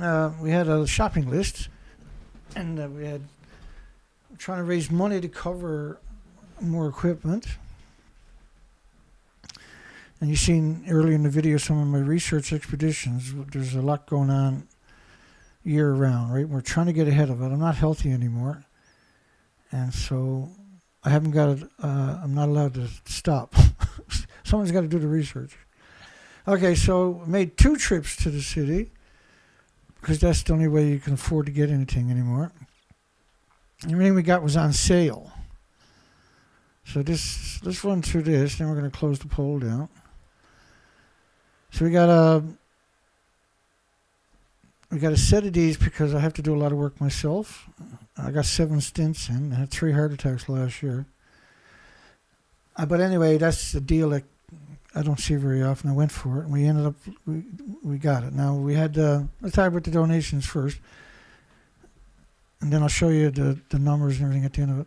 So, James Luce had donated $330 on the last show, at the end of the last show, which is just unbelievable.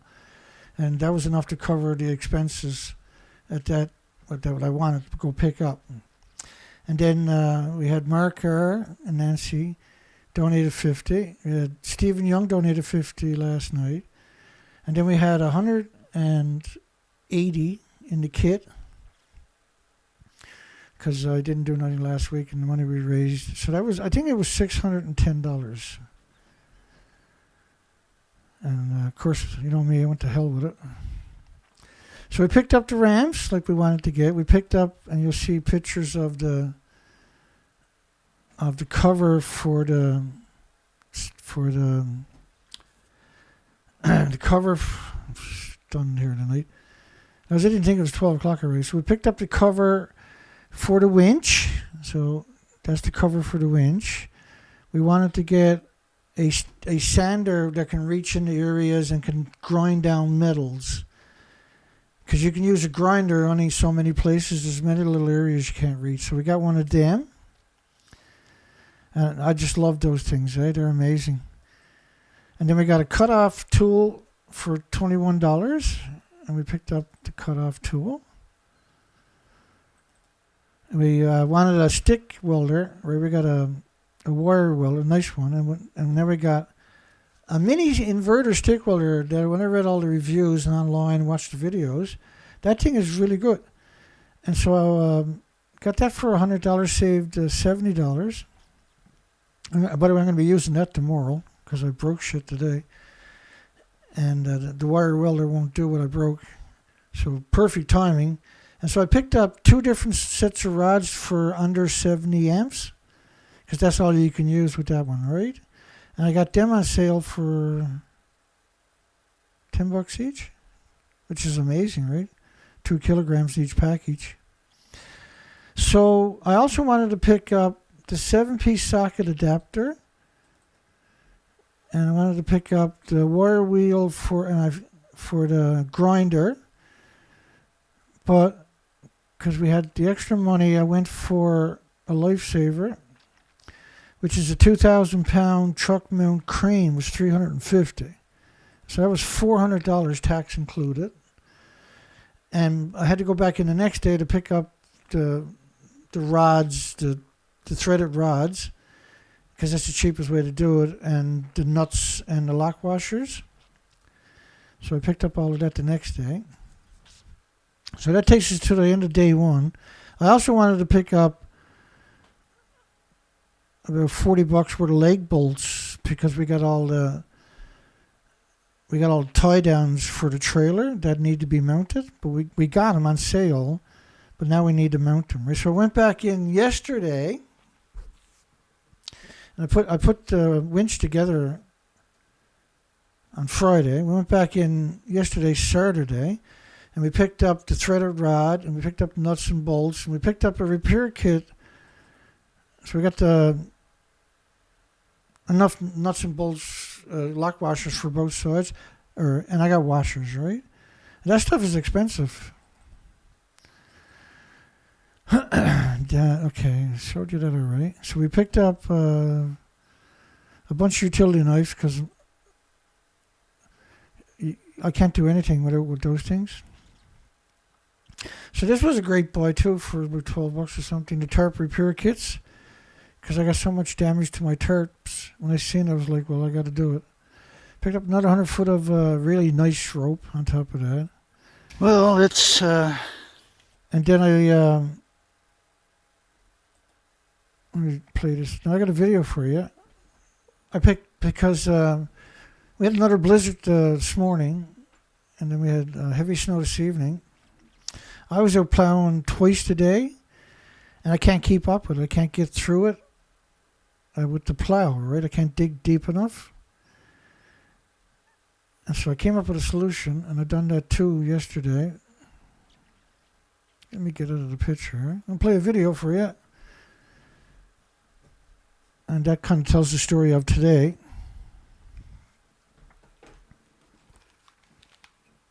Well, it's February the 18th, and it's 9 a.m. We got a bit of snow. We got the old trusty shovel. That thing is awesome, eh? We got so much ice. It's hard to appreciate it. It's probably too early to be out. But we got this contraption right here, or a box scraper.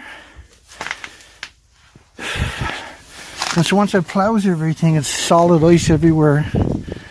And I'm busted up, right? I can't do nothing. And so without the snow blower, that little snow shovel, I wouldn't have made it this morning at all. And so I'm going to come in and dig the plow out of the shed. And then we'll pick up the video from there.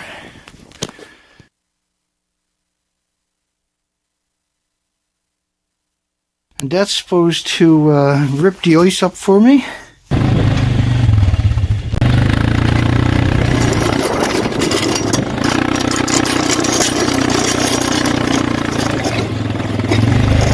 We get so much moisture on the East Coast. And then the crane, we built that over the weekend. So she's snowing good on Sunday the 18th. That's working good.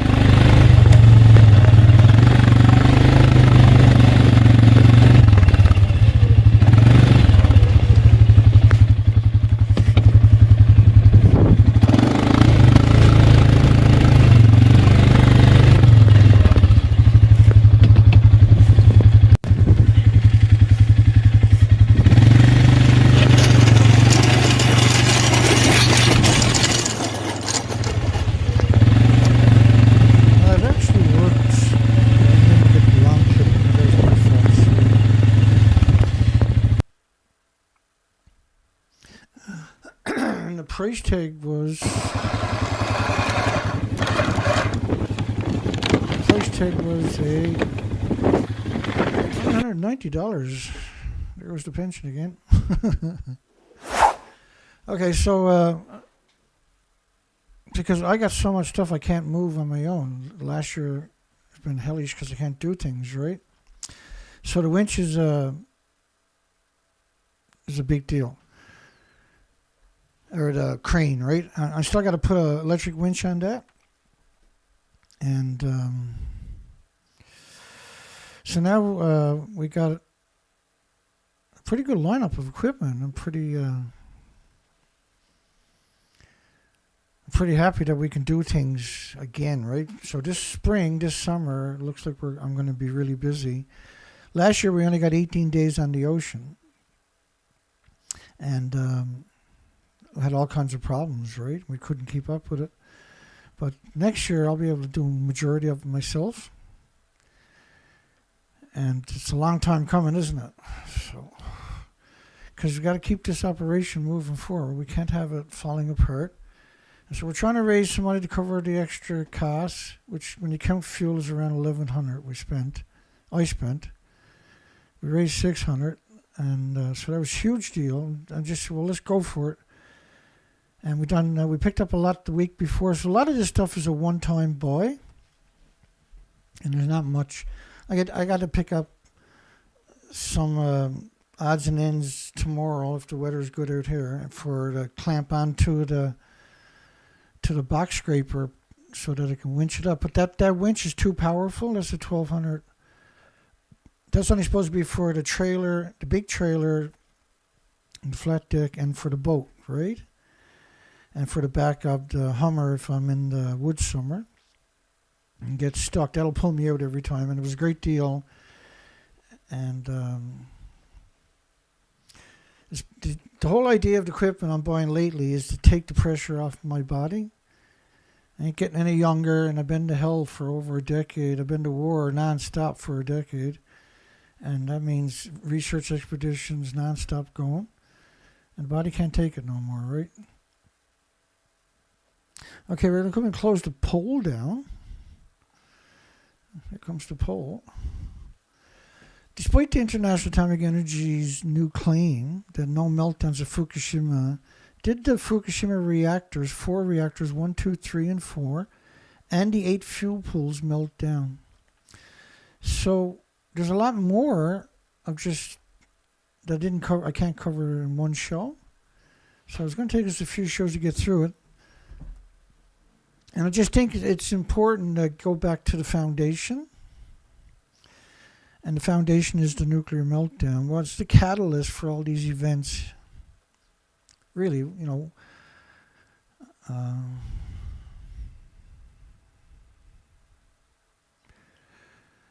what is the catalyst, right?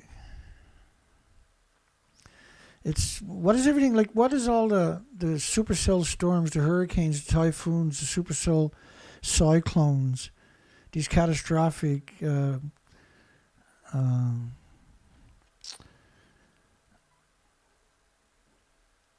do you call them? Runaway.